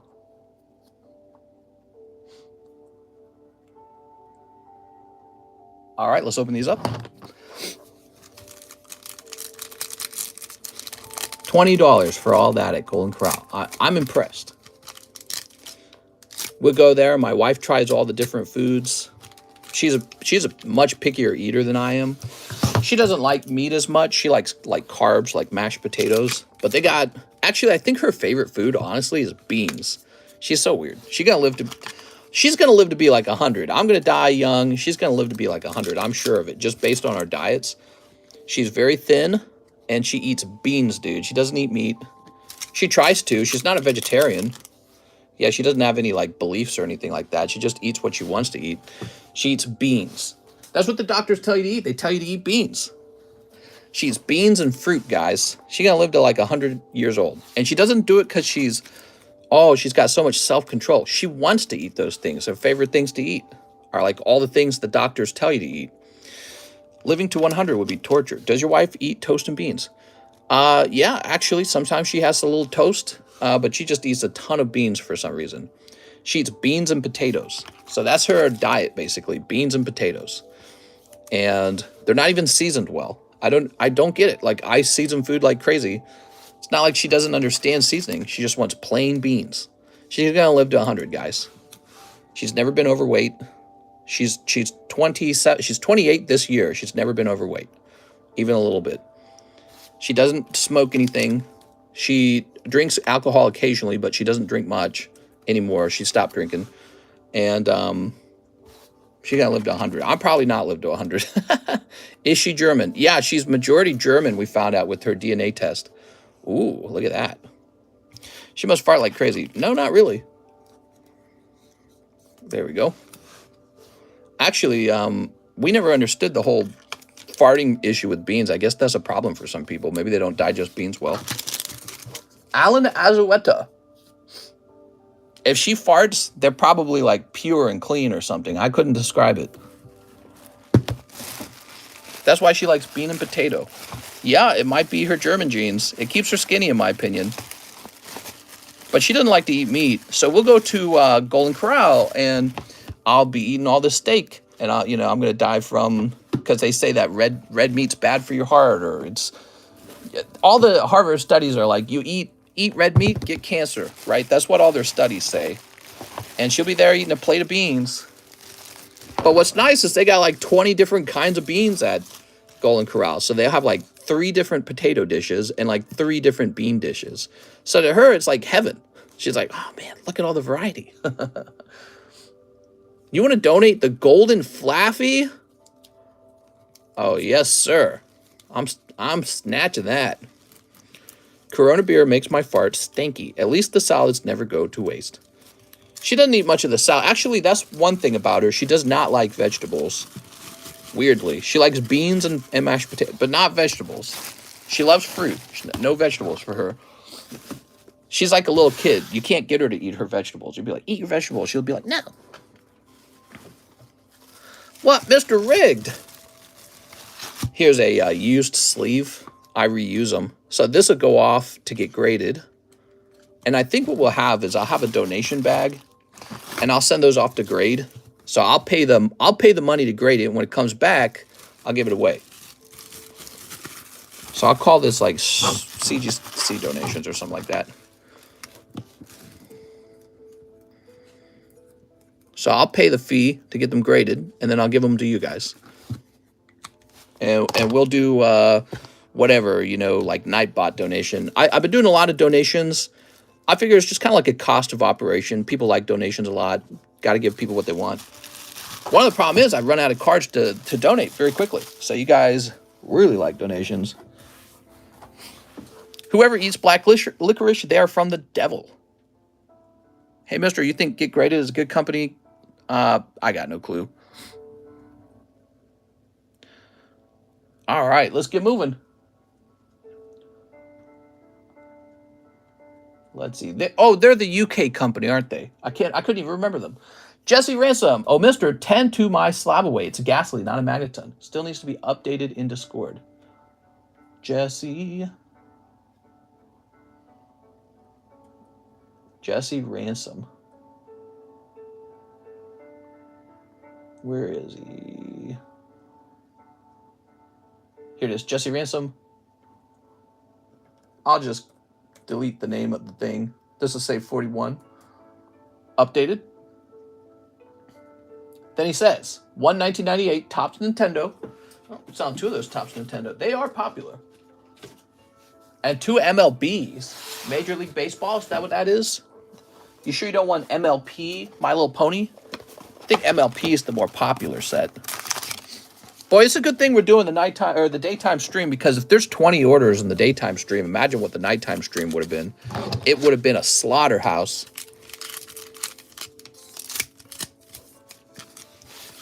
All right. My Little Pony. You'd have been singing it and prancing while I open up your cards. It would have been lovely. Damn, when's box break? Says Smoked Cowboy. We just started Lost Origin. There's 2 people in the box so far. I think this pack is just a cold pack. I have a very small card collection compared to yours, but I'm trying. It's not a race. You just if you're gonna collect cards, just collect the ones you really like, and don't worry about what other people got, because it's like building a house in Minecraft. If you go online and you look at the biggest buildings ever built, you'll be like discouraged. You'll be like, why am I doing this? My Nan's Cocker Spaniel was named Jesse. Okay, let's grab this. Your Nan? Did he just say Cocker Spaniel? I use my credit card to buy slabs. Ooh, very good. When's box break? Well, Mister says when he wants to get some. All right, there we go. Wow, I really like this particular song that's about to play. All right, we're refreshing. Let's see the orders. Jennifer, yep, sealed top series 2 Gengar. Oh, that's from the beginning of the stream. Oh my God, that was a long time ago. Where'd he go?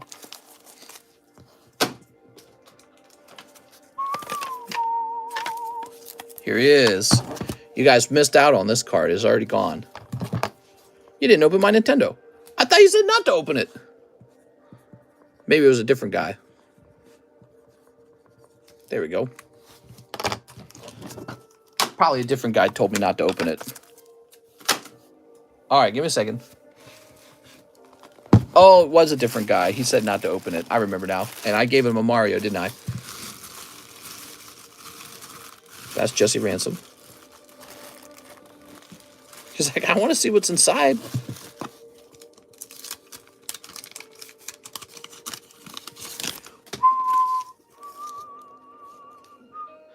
Graveyard Link, Punch Out, Spiky Mario, Williams, and Punch Out. These guys with beards and all that. You spank the pack? You like corn, Jesse? Jen, how many slabs do you have already with Mister? There we go. Very nice. The Adventure of Link.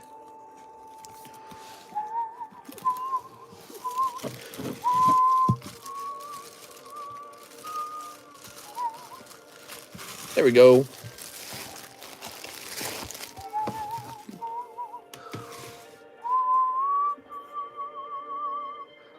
We have Mr. Gantu Penguin. I'd like to ship out my 34 slabs and small bag on the table. Please let me know how much that'll be. Address change. Okay, so if you have an address change, let me start by going in here and removing you.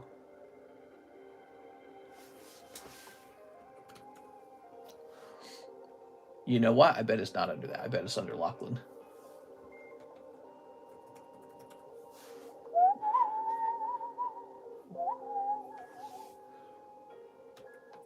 Oh, maybe we haven't shipped you since I've changed computers. Oh, wait. Oh, that's Kaylin Dixon.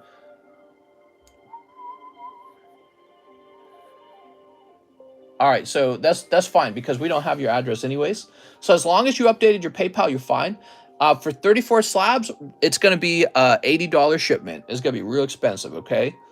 And we will try to fit all those slabs in there, but there is a chance they don't all fit. So that's how it is.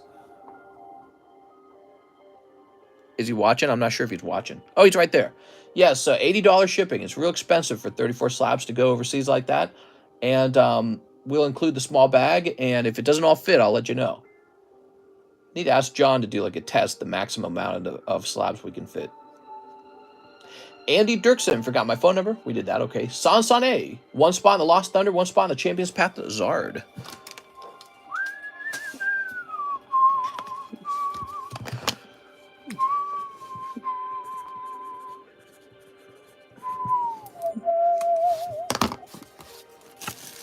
That's a lot of shipping. Need a whole ship. At least most of the time, says Travis.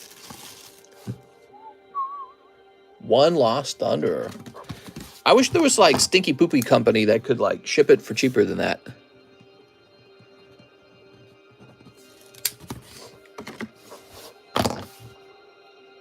Mr. Hathim, 2 Star Wars Chrome. All right, give me a moment.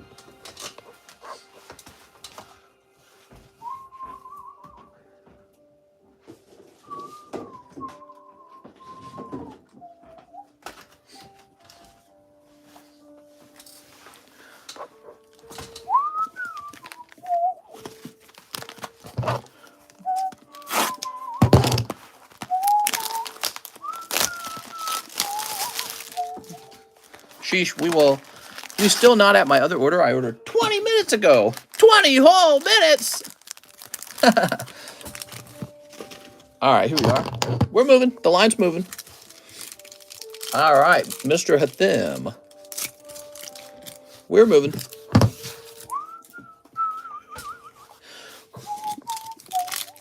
I'm going to day shift and I'm getting a pay cut.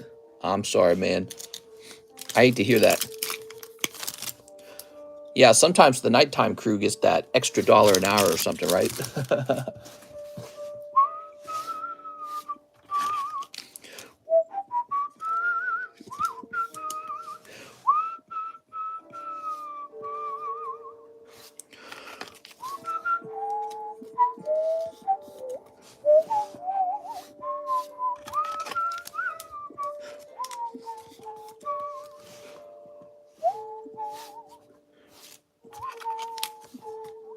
Ooh, can't forget the Bev.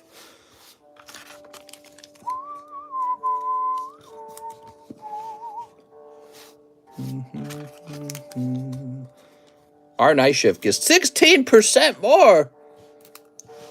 Why do you have to leave the night shift? Are they forcing you? I meant I ordered 20 minutes into the stream.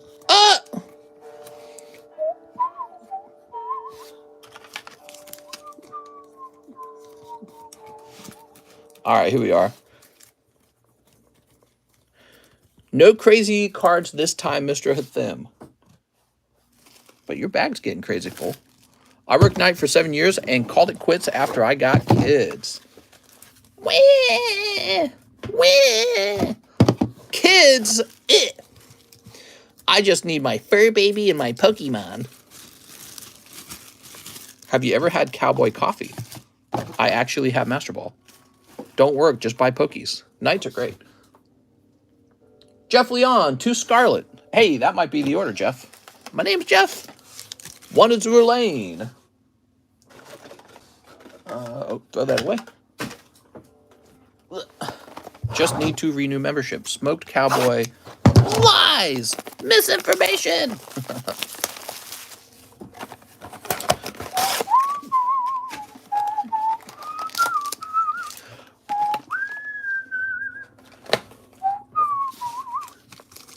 I have a box now again, says Jeff. You got a box.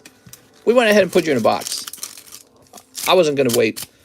The JE box was already full, so I said, well, let's put Jeff in a box. You got this scary guy with the tusk.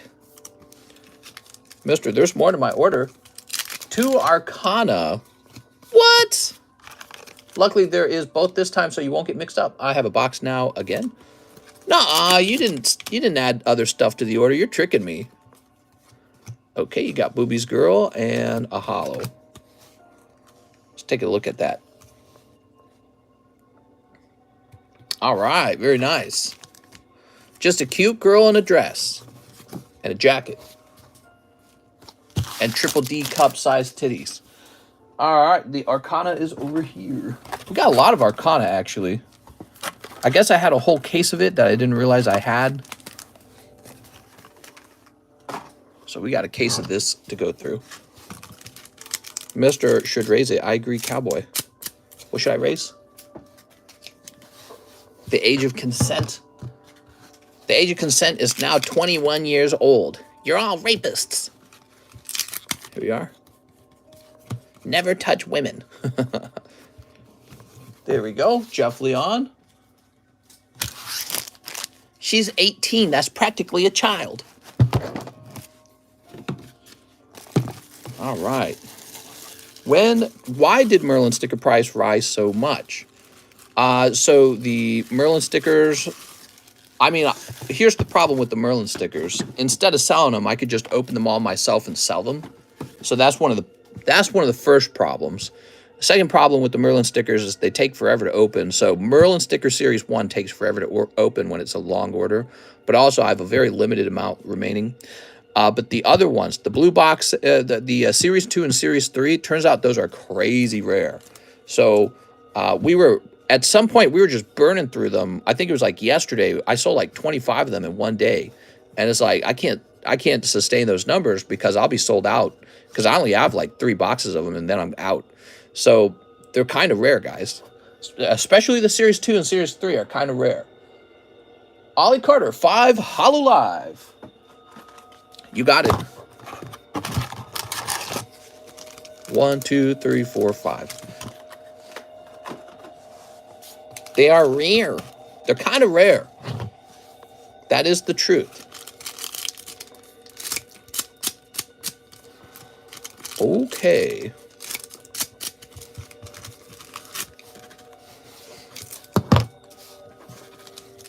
Are you not restocking series 2 and 3? There's no way to restock them. I can't find them. You can't restock them. They're not for sale anywhere. And if you're asking if they'll be available for sale again, they will. But they'll probably be part of probably like a sticker break or something like that. We'll probably have like a sticker break. Here we are. Go try to find a box. I tried yesterday. Yeah, there's no restocking them because you can't find them. All right, the Pirate Girl, Pirate Bay. That's Ollie Carter.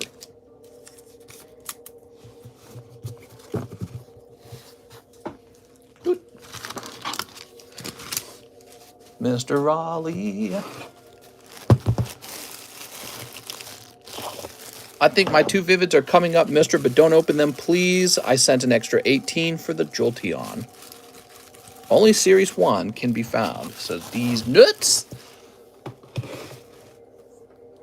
Nicholas Gruber, ship my slabs, daddy. How many did you have, Nicholas Gruber? When you guys order shipping on slabs, kind of give me an idea how many you have, because I don't know if we need to do like a big shipment or a small shipment. That Fernan guy wants the Jolteon. Bought 3 Merlin Lugias for $30. I got to get them graded. I've been eyeballing a series Merlin box for 3 Brillion. 3 Brillion? All right, give me a minute. I don't know what to print for Nicholas Gruber. I don't want to print you too expensive of a label, but I also don't want to print too small of a label. How come the TCC sticker slabs are not centered?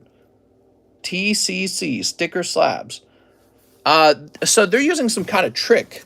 Let me show you. Do you see this? I don't know how they're doing this. It looks like you need some kind of machine, and this forces the sticker to stay in the center to a degree. I mean, look. It can't move around because the plastic is pinched there, and so the plastic is really sticking to the sticker. But you can see this is not actually properly centered either. You can see it's kind of like tilted that way and tilted this way. Right? You see that? It's just the nature of the sticker cards, but for ours, we don't have the we don't have these things in the sleeve. I'm scared if we did that, we would actually crush the sticker on the inside. You know what I mean? So they have some machine that's doing that very accurately for them, and I'm just a little bit worried that we would damage the sticker. So even though ours is kind of fallen to the side or the bottom of the slab, I can tell you we've never damaged a sticker. Let me change this music. It's getting too creepy.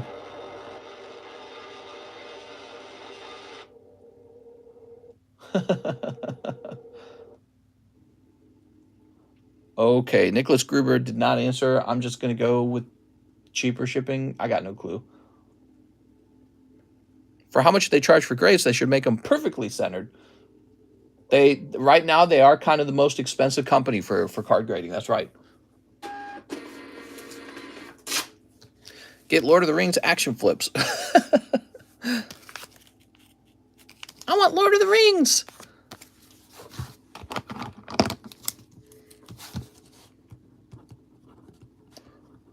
Yeah, I mean, if I knew what machine they were using, I'd go buy one. Maybe one of you guys can do a little research and find out.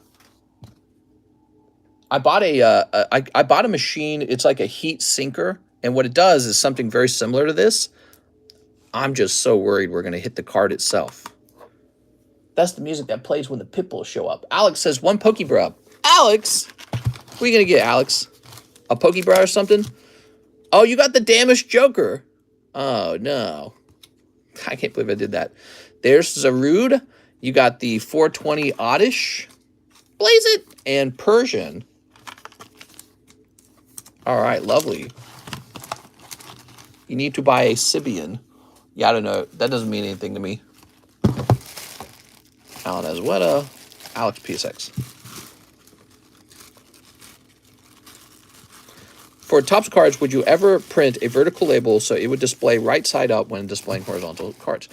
Yeah, you're talking about something that I've seen other companies do it, where it's like this and the slab is like fat and the label goes here. I think that looks really stupid. I'm never doing that. It looks very dumb. Very, very dumb. Here's Linda Venzel, 1 pack of Lost Abyss. Didn't Linda say something like, oh, I didn't use the right name or something like that? I'm seeing Linda Venzel. My frustrations are starting to worry me. Uh-oh. I take medicine for it, though. It works. Here we are. Me. That was Topps are inferior. What are you talking about? Oh, look at that. Oh, you got the horny. Linda Venzel. If you're feeling frustrated, go listen to some calming music.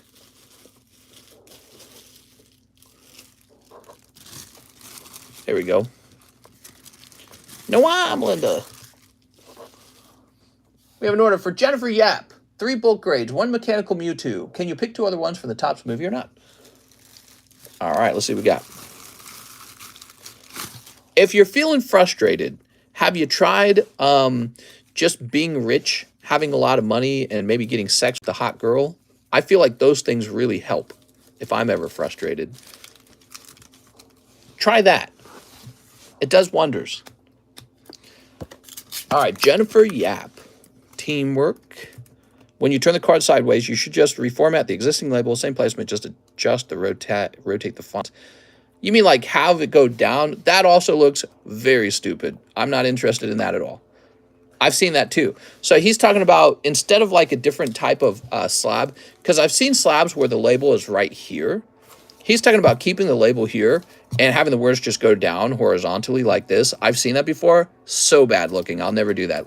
It looks like a kid put it together. That'll never happen. I like just taking a regular slab and presenting it like this, and you know that the label is the same professional label every time. PSA's right. The way they do it is the right way. All the other companies that are making a lot of money doing this, they do it too because it's the most professional looking. Is really simple. Like this right here. Like he displays like this, but the label is a typical PSA label. I like the consistency of the label. I like that. And that's the way it should be. If it was horizontal, I just think that looks so stupid and corny. I'm not into the corny labels.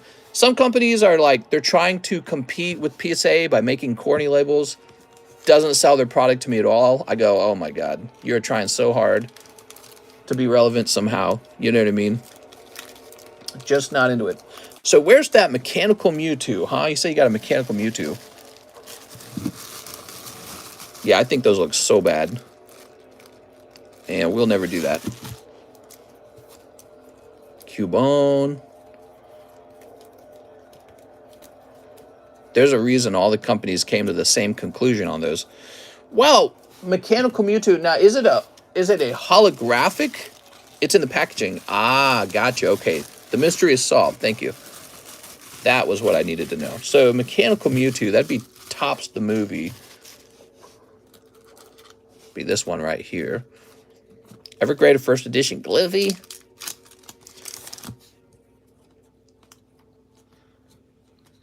Okay, it must be this one. Let me advise against it. So this is a non-holo, right, Jen? And when we zoom in, the issue is he's got stickiness on the front. So ironically, in some of these movie packs, the best pull ends up being the holo. And this one had stickiness. These will have less stickiness issues. For some reason, the holographic is not sticking very badly. But weirdly enough, the common card is sticking. But I can do it if you want. It's only $8 anyway, so if you want a grade lower than 9, I'm sorry, a grade lower than 10. There we go. He's a cool card, though, isn't he? Imagine if you... What you need to do, Jen, is pull that as a holographic. How about the Charmander? Yeah, let's take another look at the Charmander. Let's grab this. I just think that the Mewtwo wouldn't grade very well, to be honest.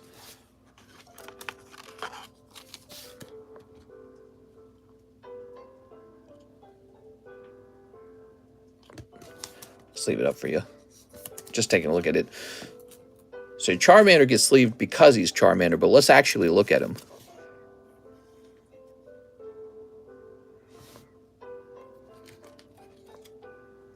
He's not bad. All right, we'll send out the Charmander.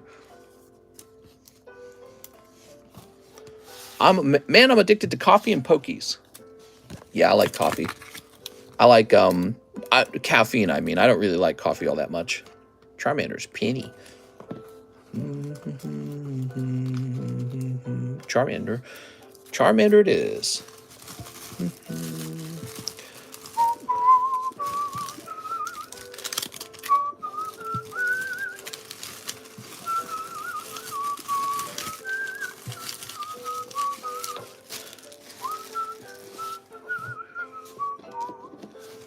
All right, here they are. Still taking orders? What time is it? 5:18? No more orders, guys. I mean, you can send an order in if you want. It's going to get processed during the dinner time, probably. So, during the late night stream. There it is, Jennifer Yap.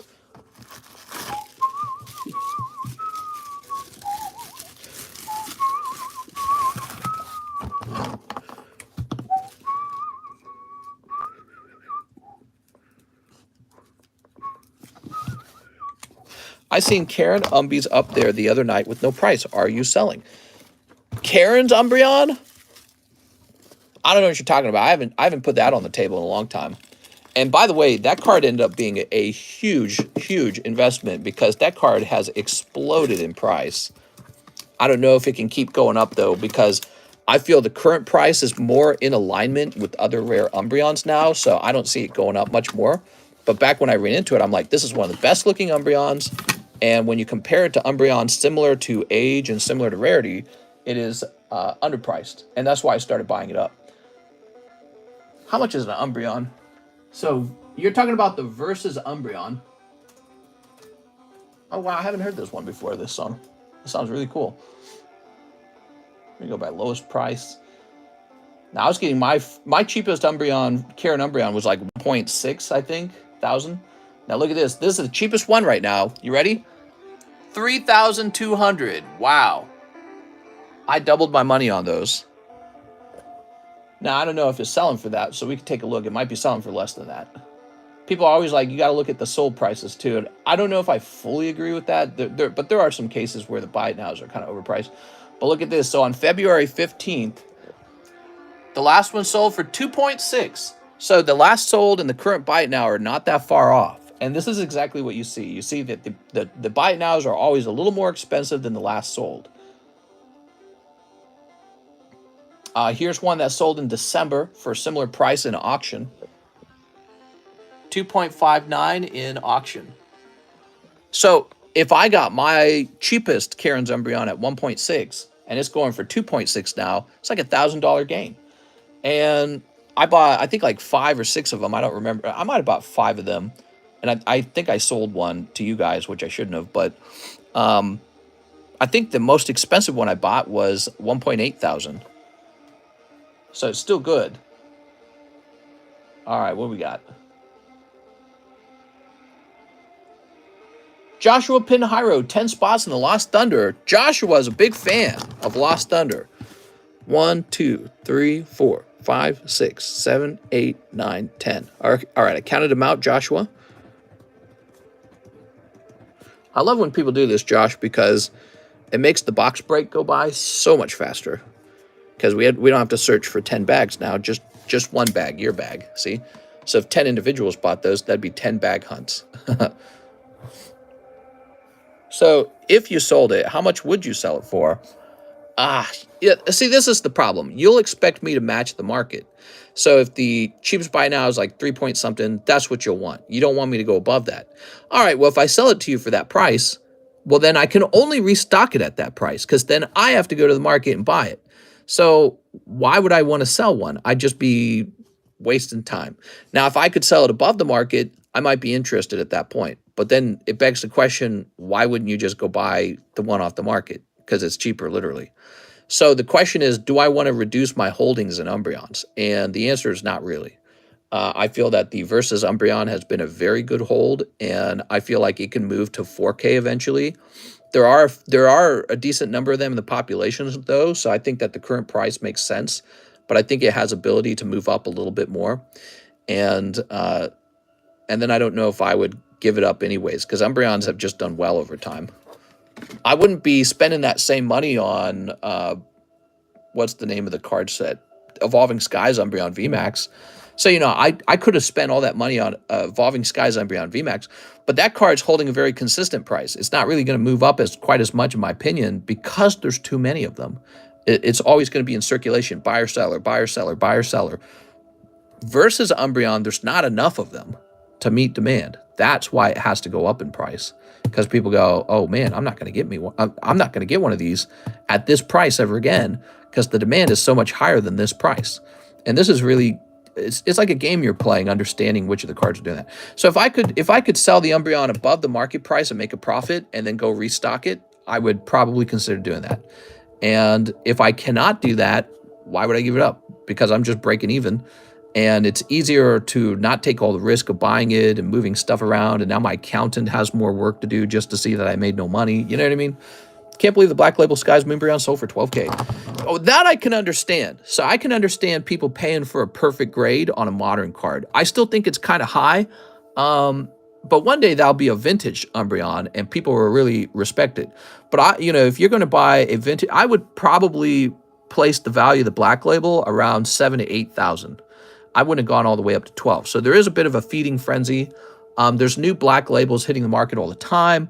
I make this statement that we don't know the true population on the perfect grades, because if you were to take all the PSA 10s, send them in for cross grade to BGS, there'd be quite a few more perfect 10s that come out of there. So the real perfect 10 population is higher than you think it is. However, I do think that one of the best ways to collect modern cards is going to be to consider collecting pristine 10s or perfect 10s rather than gem mints, because now you've got an even smaller rarity group basically, and a more I guess a better looking card. So minusculely better looking. Isaac Schmutzer. All right, so Isaac, you wanted the Jolteon. Here it is. Isaac. Yes, so there's these really lovable really lovable modern cards, which feel common. And the way they're going to be collectible in the future, in my theory, is going to be if you're going to collect Gem Mint, you got to collect 10 of them to have the equivalent of a single vintage Gem Mint. But the price is so high for that, that doesn't make sense.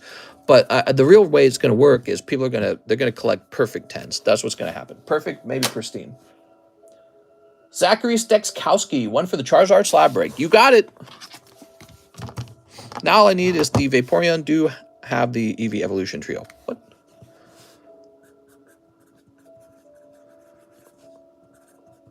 Stex. For me personally, I'm not buying Black Labels or CGC perfect grades unless I notice that the price is unusually good. I kind of avoid them for now because I'm just anticipating that prices will fluctuate a lot over time as population discovery occurs, basically. 1, 2, 3, 4, 5, 6, 7, 8, 9, 10, 11, 12, 13, 14, 15, 16, 17, 18, 19, 20, 21. All right, it's more than halfway full. The Charizard break. Very good. Gabriel Lujan, put me in for Lost Thunder. You got it, Gabriel Lujan. Can you get Vintage Symptoms? Maybe. Gabriel Lujan. Was that another order? Didn't see that yet. Pat Gibb, 3 Rent-A-Girlfriend. Okay, Pat Gibb. He says, gives me some more girlfriends. It was for the same order. 1 Star Wars Chrome. I'd buy into Lost Thunder. Well, Joshua Pinheiro just moved the Lost Thunder break way forward. So that break is moving now. First appearance is Topps 2000. Yeah. Topps 2000. That's a cool set. She's so holographic. When you wrote my name on the Gengar, did you also give me a PAX Topps 2 series sealed? Oh, did you have that in your order and I didn't see it? I might have to go back and do that. I'm sorry, Jennifer. Jennifer. I don't think I saw that. I think I was having trouble finding the Gengar, and so I had to dig through the piles of the slabs because I put it in the wrong spot, and then my brain forgot that there was anything else to the order. All right, so here's Pat Gibbs. We're going to go grab you that. Right now, if you guys take a look, the Series 2 booster packs are $40 a piece, and that's because we discovered that they were not in good quality, and so they were much cheaper as a result. If you're interested in a sealed pack, we can keep it sealed and put it in your bag. So when they're cheaper like that, it might be nice to pick up a sealed pack of it. That's useful for pack grading, basically. Here we are, what we got. Cool. Here we go. Here's Han Cholo. I actually really like this song. It's called The Four of Us Are Dying. It's got such a cool sound to it. Listen to this. Wow, that sounds so good. I wish some of the ambient or electronica or what are they, synthwave music, I wish it was as good as this. It never is. It never has like a really good unifying sound to it, or like a mood or something. All right, Pat Gibbs. Probably can't even hear it very well through this microphone. All right, let's see. Ugh.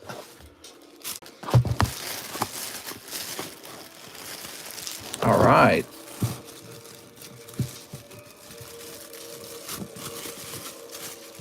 Very nice. One Top Series 2. Jennifer Yap. Play OK Computer. It's an OK album. Do you use Stream Beats? I know there's some synth stuff on there. I don't know. I don't think I do. David Capistrand, 1 slab break. You gonna do Merlin 2 breaks in rounds of 2 packs? We could do it that way.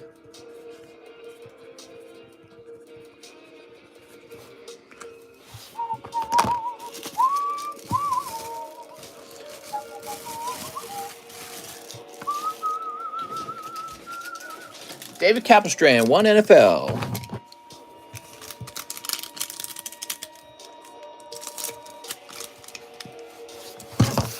The pack wants to slide down.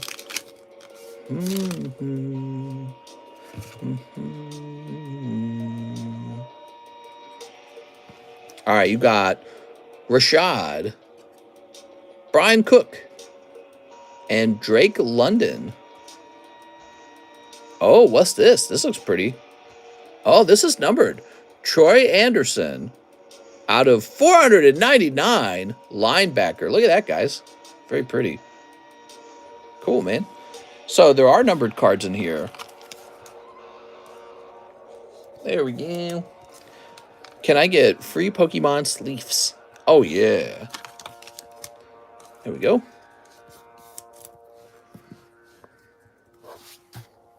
Ugh. So David. He's going to be...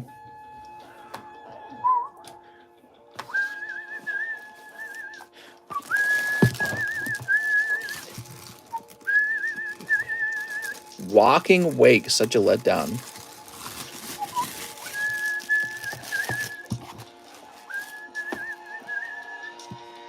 Magnus Marshall, 2 Scarlet Violet promos.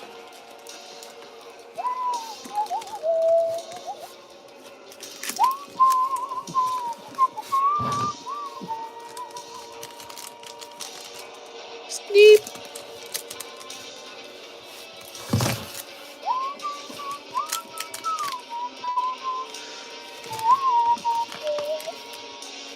How do we see the list of slabs? How's it going, Angel? There's no list. It's just whatever you see on the table. We also have some slabs listed in our Discord server. The expensive ones are in there.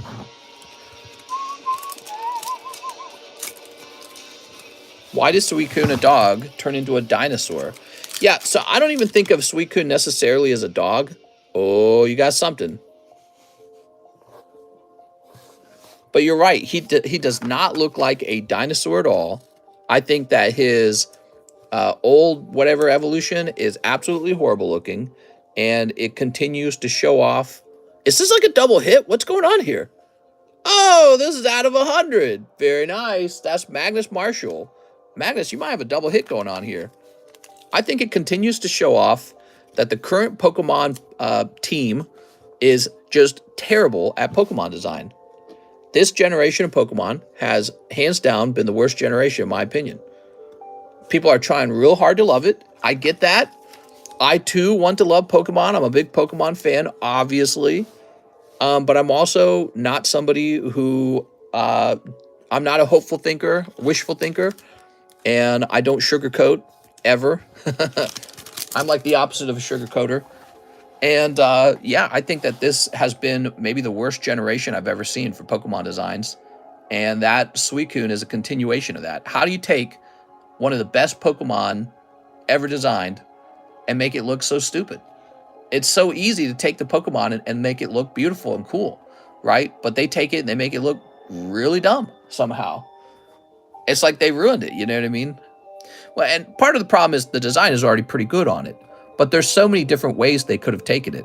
Were you able to initiate that refund, sir? David Macchieri. Macchiera. Well, my PayPal was shut down yesterday. I couldn't use my PayPal. What was this for again? Could you remind me? Nuts. I've only seen the president's playing Mario Kart. It's kind of funny. Magnus Marshall. What's it look like? There is somebody I need to do a refund for. I'll probably do it right after this stream. They must be running out of ideas. Suicune abstract art, the kind you want to paint orange. All right, Magnus. I guarantee you, though, there's artists out there in the Pokemon community who will make like an old version of Suicune that immediately looks better. Just immediately. And you see this all the time. Artists in the Pokemon community making way better Pokemon than the actual Pokemon team. You see it all the time. It was the e-check for the Resurgence of Power. I ended up paying for it. Oh, okay. Let's go look for that real fast. I think I'll get that one done right here. If we can go looking for it. You see it all the time. The actual Pokemon community making way better content than the Pokemon company.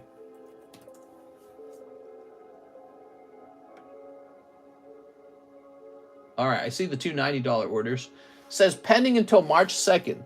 So I don't know why it still says that. That is what it says. Mr. David, next time what you can do is you can log into your PayPal. You should be able to see that on your side. So you should be able to know when it's completed, and then you can just reach out to me then. But yeah, you check for me if you can help me out, because we got a busy stream. Yeah, it should say on your side too, so you can always check up on it whenever you have some free time. That Suicune reminds me of the ugly fossils from Sword and Shield. Exactly. Exactly. It does look a lot like them. It's crazy ugly. By the way, there's a way to make cool dinosaur-like Pokemon. Like Tyranitar is a great example of a Pokemon that looks kind of like a dinosaur. A little bit. And, but no, I mean, Suicune, they just did such a terrible job. I miss Mexican tail. You know, it would have made immediately more sense. Suicune's kind of like a water type. It would have made sense if he had a tail. It would have made sense if it was like a fin tail. You know what I mean? Like a tail with the fin at the end. As if he spends time in the water and he emerged from the water. You know what I mean? That would have... But why would they do that? Because that takes like half a second of thinking. And they don't do that when they design Pokemon, in my opinion. Not anymore, anyways. Why would they think about their Pokemon design when they can just make trash? Gabriel Lujan. They will ruin Pokemon with the new generation and the new legendaries and paradox forms. Tyranitar is Godzilla. Yeah, but Godzilla is kind of like a dinosaur. Imagine a Pokemon game completely made by Monolith Soft. Aerodactyl is cool. Yeah, Aerodactyl is another great example. Exactly. There are a lot of artists who can make their own Poke region and look much better than the official releases. That's right. That's what's crazy. There's a lot of artists out there, and a lot of them do a better job. Oh, wow. You got holographic Zapdos, Surfing Pikachu, a little vintage Diglett, and a Aegislash. Did you like any of the Crown Zenith GG artwork? GG what? All of the new Pokemon look trash? That's right. AI made this... No, because AI would probably do a better job. AI would probably do a better job. That's the truth. Only someone with poor design taste would make Pokemon this bad. There's a couple good Pokemon. There's a couple good Pokemon in the new series. I'm not going to deny it, but it's so limited. They should use some of the beta and make them official. You know, if somebody comes out with a cool Pokemon, they should just contact that artist, say, hey, you did a good job. Let's buy the rights to your Pokemon, please. We'll give you credit to it in the credit screen. So-and-so invented this Pokemon. That artist is dying for that opportunity. You wouldn't even have to... You could offer that artist a pittance. You could offer them very little, and they'd consider it because they'd be like, you know, it's not good pay, but it gets my name out there. And on my resume, I'm going to say that I invented a Pokemon. You know what I mean? So they could just go do that. Jennifer Yap. Which, by the way, if we designed a card game, that's how we'd do it. Anyone would be able to contribute to the card game and be credited for it and paid for it. And then you would be able to say, hey, I contributed to a card game. And to be honest, our designs would probably end up being better. I don't know if that's true, but they could potentially be better than the designs you get for Pokemon. Because Pokemon does it in isolation, and their formula is churning out ruin. Some people might not have seen the new Suicune. Did you guys see the new Suicune? Let's show it off. This is the new Suicune.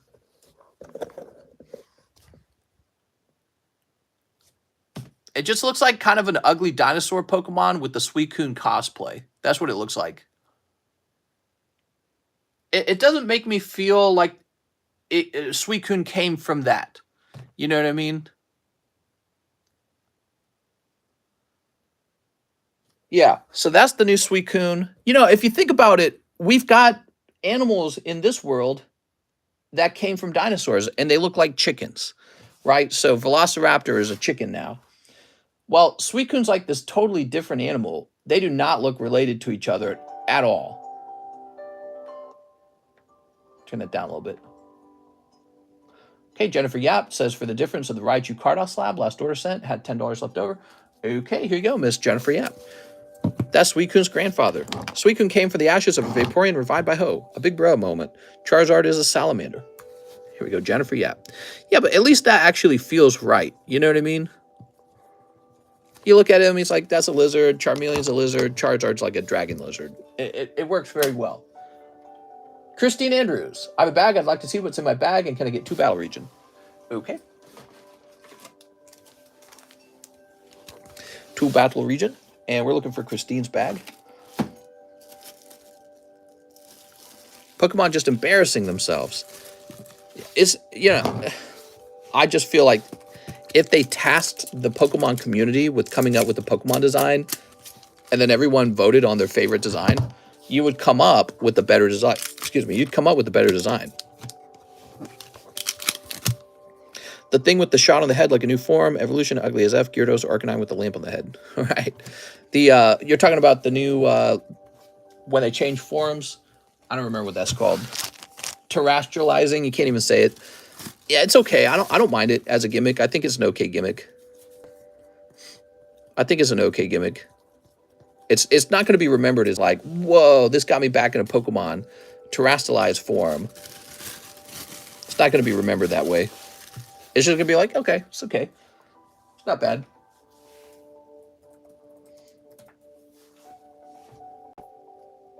All right, Christine, let's get you some shipping. I'm Denise, but on another account. Hello, Denise. Paradox cards are going to look like the old Prime cards. Wait for Entei and Raikou. All right, good point. I guess they're all probably going to be dinosaurs then, is my guess. The hats are pretty silly. Mega Evolution actually got me back into Pokemon. Is it possible to go through the slabs on the table? I apologize, I just got here. We used to have something where you could pay like $5 and I would rotate all the slabs and add one to the table. I took that off the menu because too many people were ordering it. Olivia Hunnikin says, just checking the 2 Charizard stickers already sent for express grading are getting the timestamp on there. Just didn't see it written down, says Olivia. Okay, give me a minute. Go looking for that. Oh, nope, they are not getting express. I'm sorry, they're not getting the QR stamp.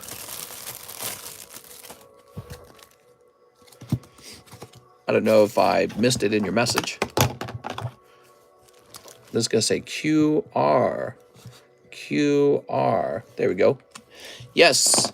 So keep an eye out on what I write on your sleeves because it reflects what you ordered. And if I mess up your order, you're not going to see it. The games themselves are getting easier and easier. Right, even though the audience that buys the game is getting older and smarter. Kind of makes no sense, right? If you know that you have a giant population all in their 20s and 30s and even some people in their 40s, what's so wrong with actually appealing to your customer base and getting them a tougher game? You know, there's nothing wrong with that. All they need to do, honestly, is have a normal mode and an insane mode for Pokemon. So Pokemon could release their game with an insane mode, and it's like no swapping Pokemon, no items. You can't just use full restore all the time, or if you do, it's like more punishing or something. Doubles, a Pokemon machine that actually knows how to defeat every player. You know what I mean? That kind of stuff. So they should have like an insane mode for the adults. Juan Jimenez, grade any random card in my bag, preferably Star Wars. You got it. They don't do it. I don't know why. It wouldn't be that hard to implement. Just hire one guy to rewrite all the battles in the game. They wouldn't have to change the story at all. It'd be the same story. They wouldn't have to rewrite the story. Just change the rules in the game for people who want to play insane mode. All right, you said Star Wars. You're getting Star Wars. Cowboy, tell us something we don't know. Because they are stupid. Casually pulls out a Gold Star Zard. People always ask me what my most expensive card is, so I just keep them out now.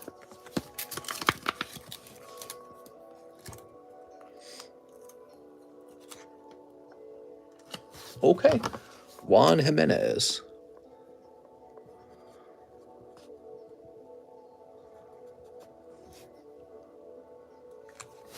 I'm sobbing away that Gold Star Zard. Oh my gosh, I never realized this. I watched so many hours of your Monster Hunter World YouTube videos on TheCardconomist. Never knew it was you on this channel until now because of the voice. So awesome. You love Pokemon as well. How's it going, man? Thanks for the donation. Hello, everyone, and welcome back to another Monster Hunter World live stream. That's right. I got into Pokemon cards in a big way. What I should have done is I should not have made a second YouTube channel.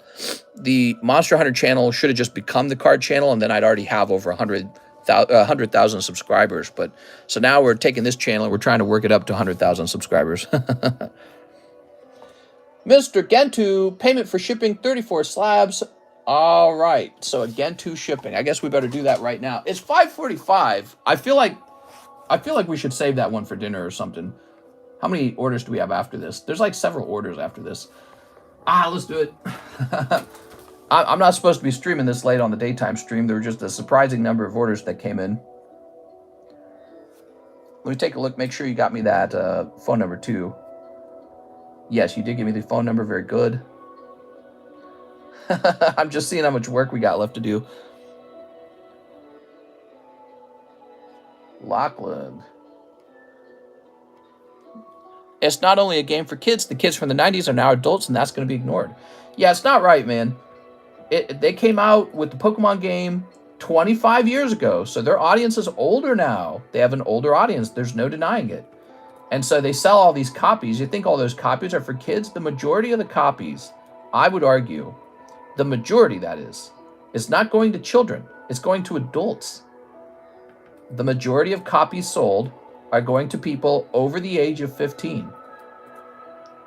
16 years and up. That's my guess.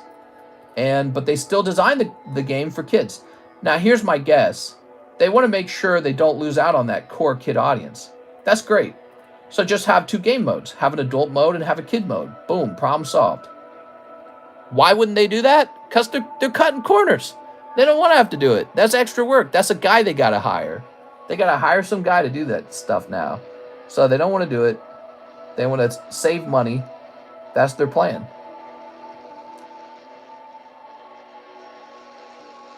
They're like, we're not doing that shit. That's expensive. That would require more testing and more samples. Oops, hold on.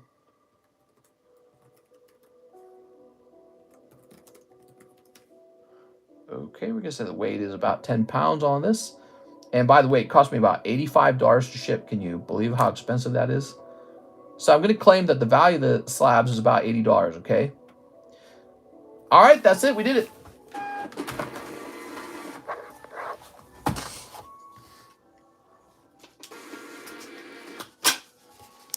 Hello, I'm back. Did the Raichu order happen? Yes, it did.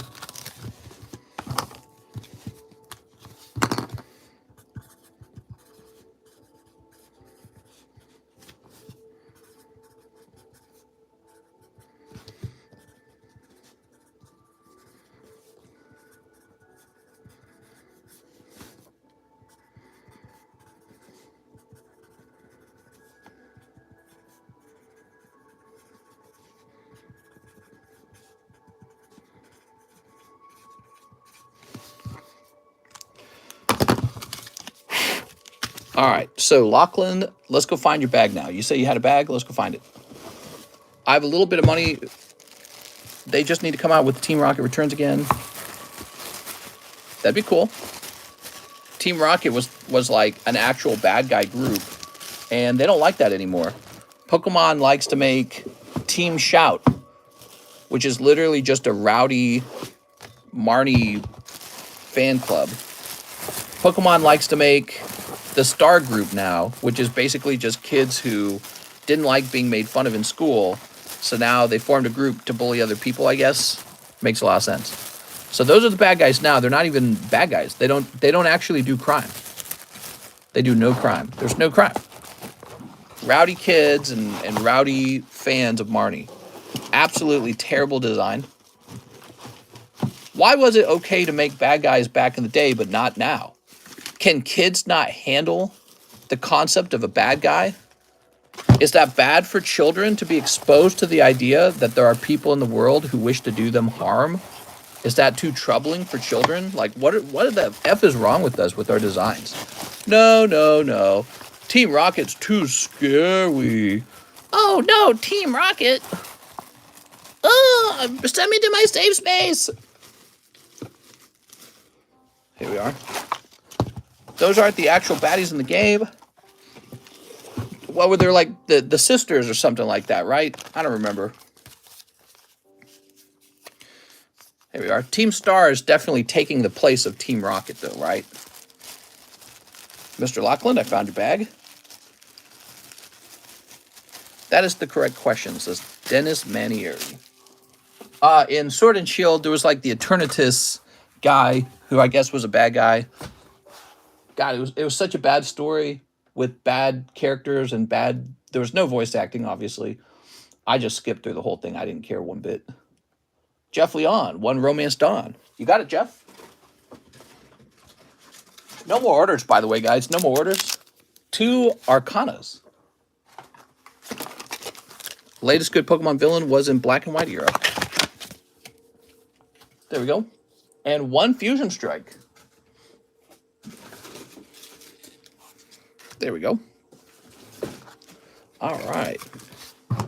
So this is once again for Jeff Leon. My name's Jeff.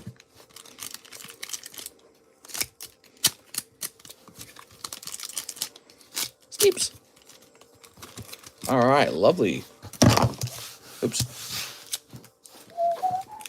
Nintendo would put more genders into the game than an adult mode difficulty. Well, I don't think it's difficult to add genders, so there's nothing wrong with that. But I'm saying if they want to service their customers properly, like they're not exclusive. What I'm trying to say is you don't have to have one or the other. You can have both. But they won't add a higher difficulty for adults who want to play a game that's got a little bit of challenge to it, you know, and it's not just some brain-dead click A game.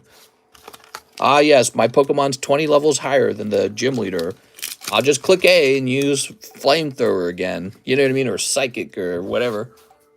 You can always beat the gym leader. It's never really challenging. I mean, I was literally just running right through the whole game. There was nothing to it. Jeff Leon. It hardly felt like a game that I was playing. It was more like a game I was watching. You know what I mean? There's no playing going on because there's no brain activity going on. And that was what made games fun, was having to use your brain. Playing games is a brain activity. Jeff Leon. Disney will be the first work company to burn. Pokemon Black and White has a harder difficulty. Does it actually? They did that with Pokemon Black and White, a high difficulty?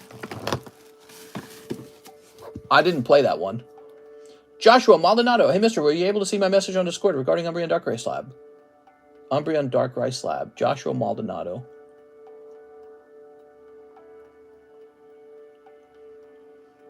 Oh my god, I have like 1,000 messages.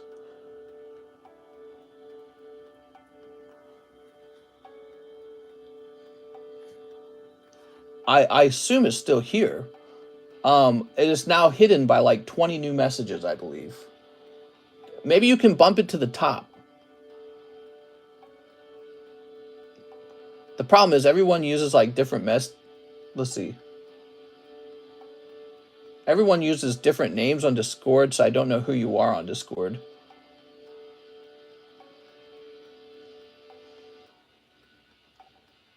Maybe this one? No. How much is that Charizard? He's just for looking at, okay?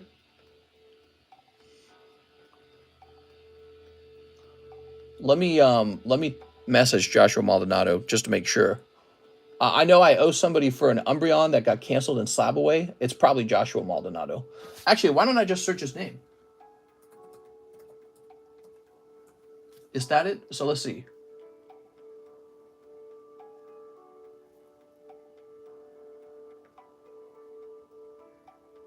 No, I don't. Maybe it's not him. I'm not sure.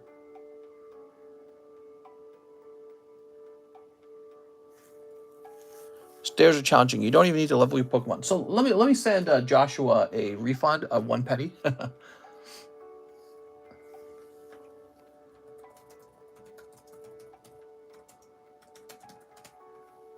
All right. Yeah, you guys got no idea. I get like 20 messages, and I hardly read them anymore. But the important ones I want to read, and they're really hard to get a hold of.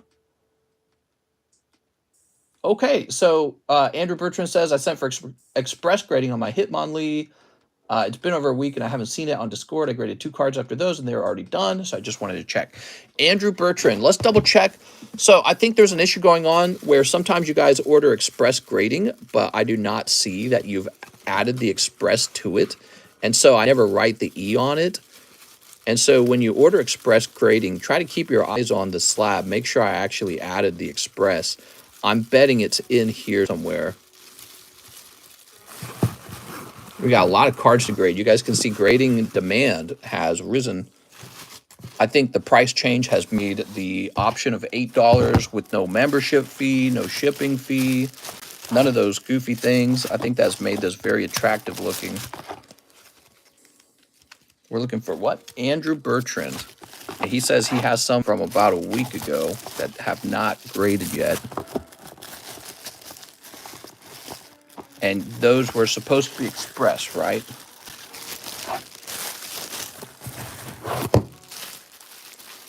Honestly, at 6, I should just do this during the nighttime stream. I should try to sort this out in the nighttime stream. Yeah, I think I'm going to sort this out in the nighttime stream. Favorite Pokemon is probably Arcanine or Luxray. All right, mister, we're going to figure it out in the nighttime stream, all right? Espeon is arguably better than Umbreon. Agree. We are. Dragonite is my favorite. Yeah, but Umbreon's black. Duh. That makes him way cooler. Gengar for sure. Yeah, I'm a Gengar fan. All right, that's the end. I'm hopping off, guys. I called no orders earlier, and we are all done. Is that Charizard Slab of 5,000? This is like a $25,000 card. That's what this is. It's a bit more expensive. All right, see you guys later.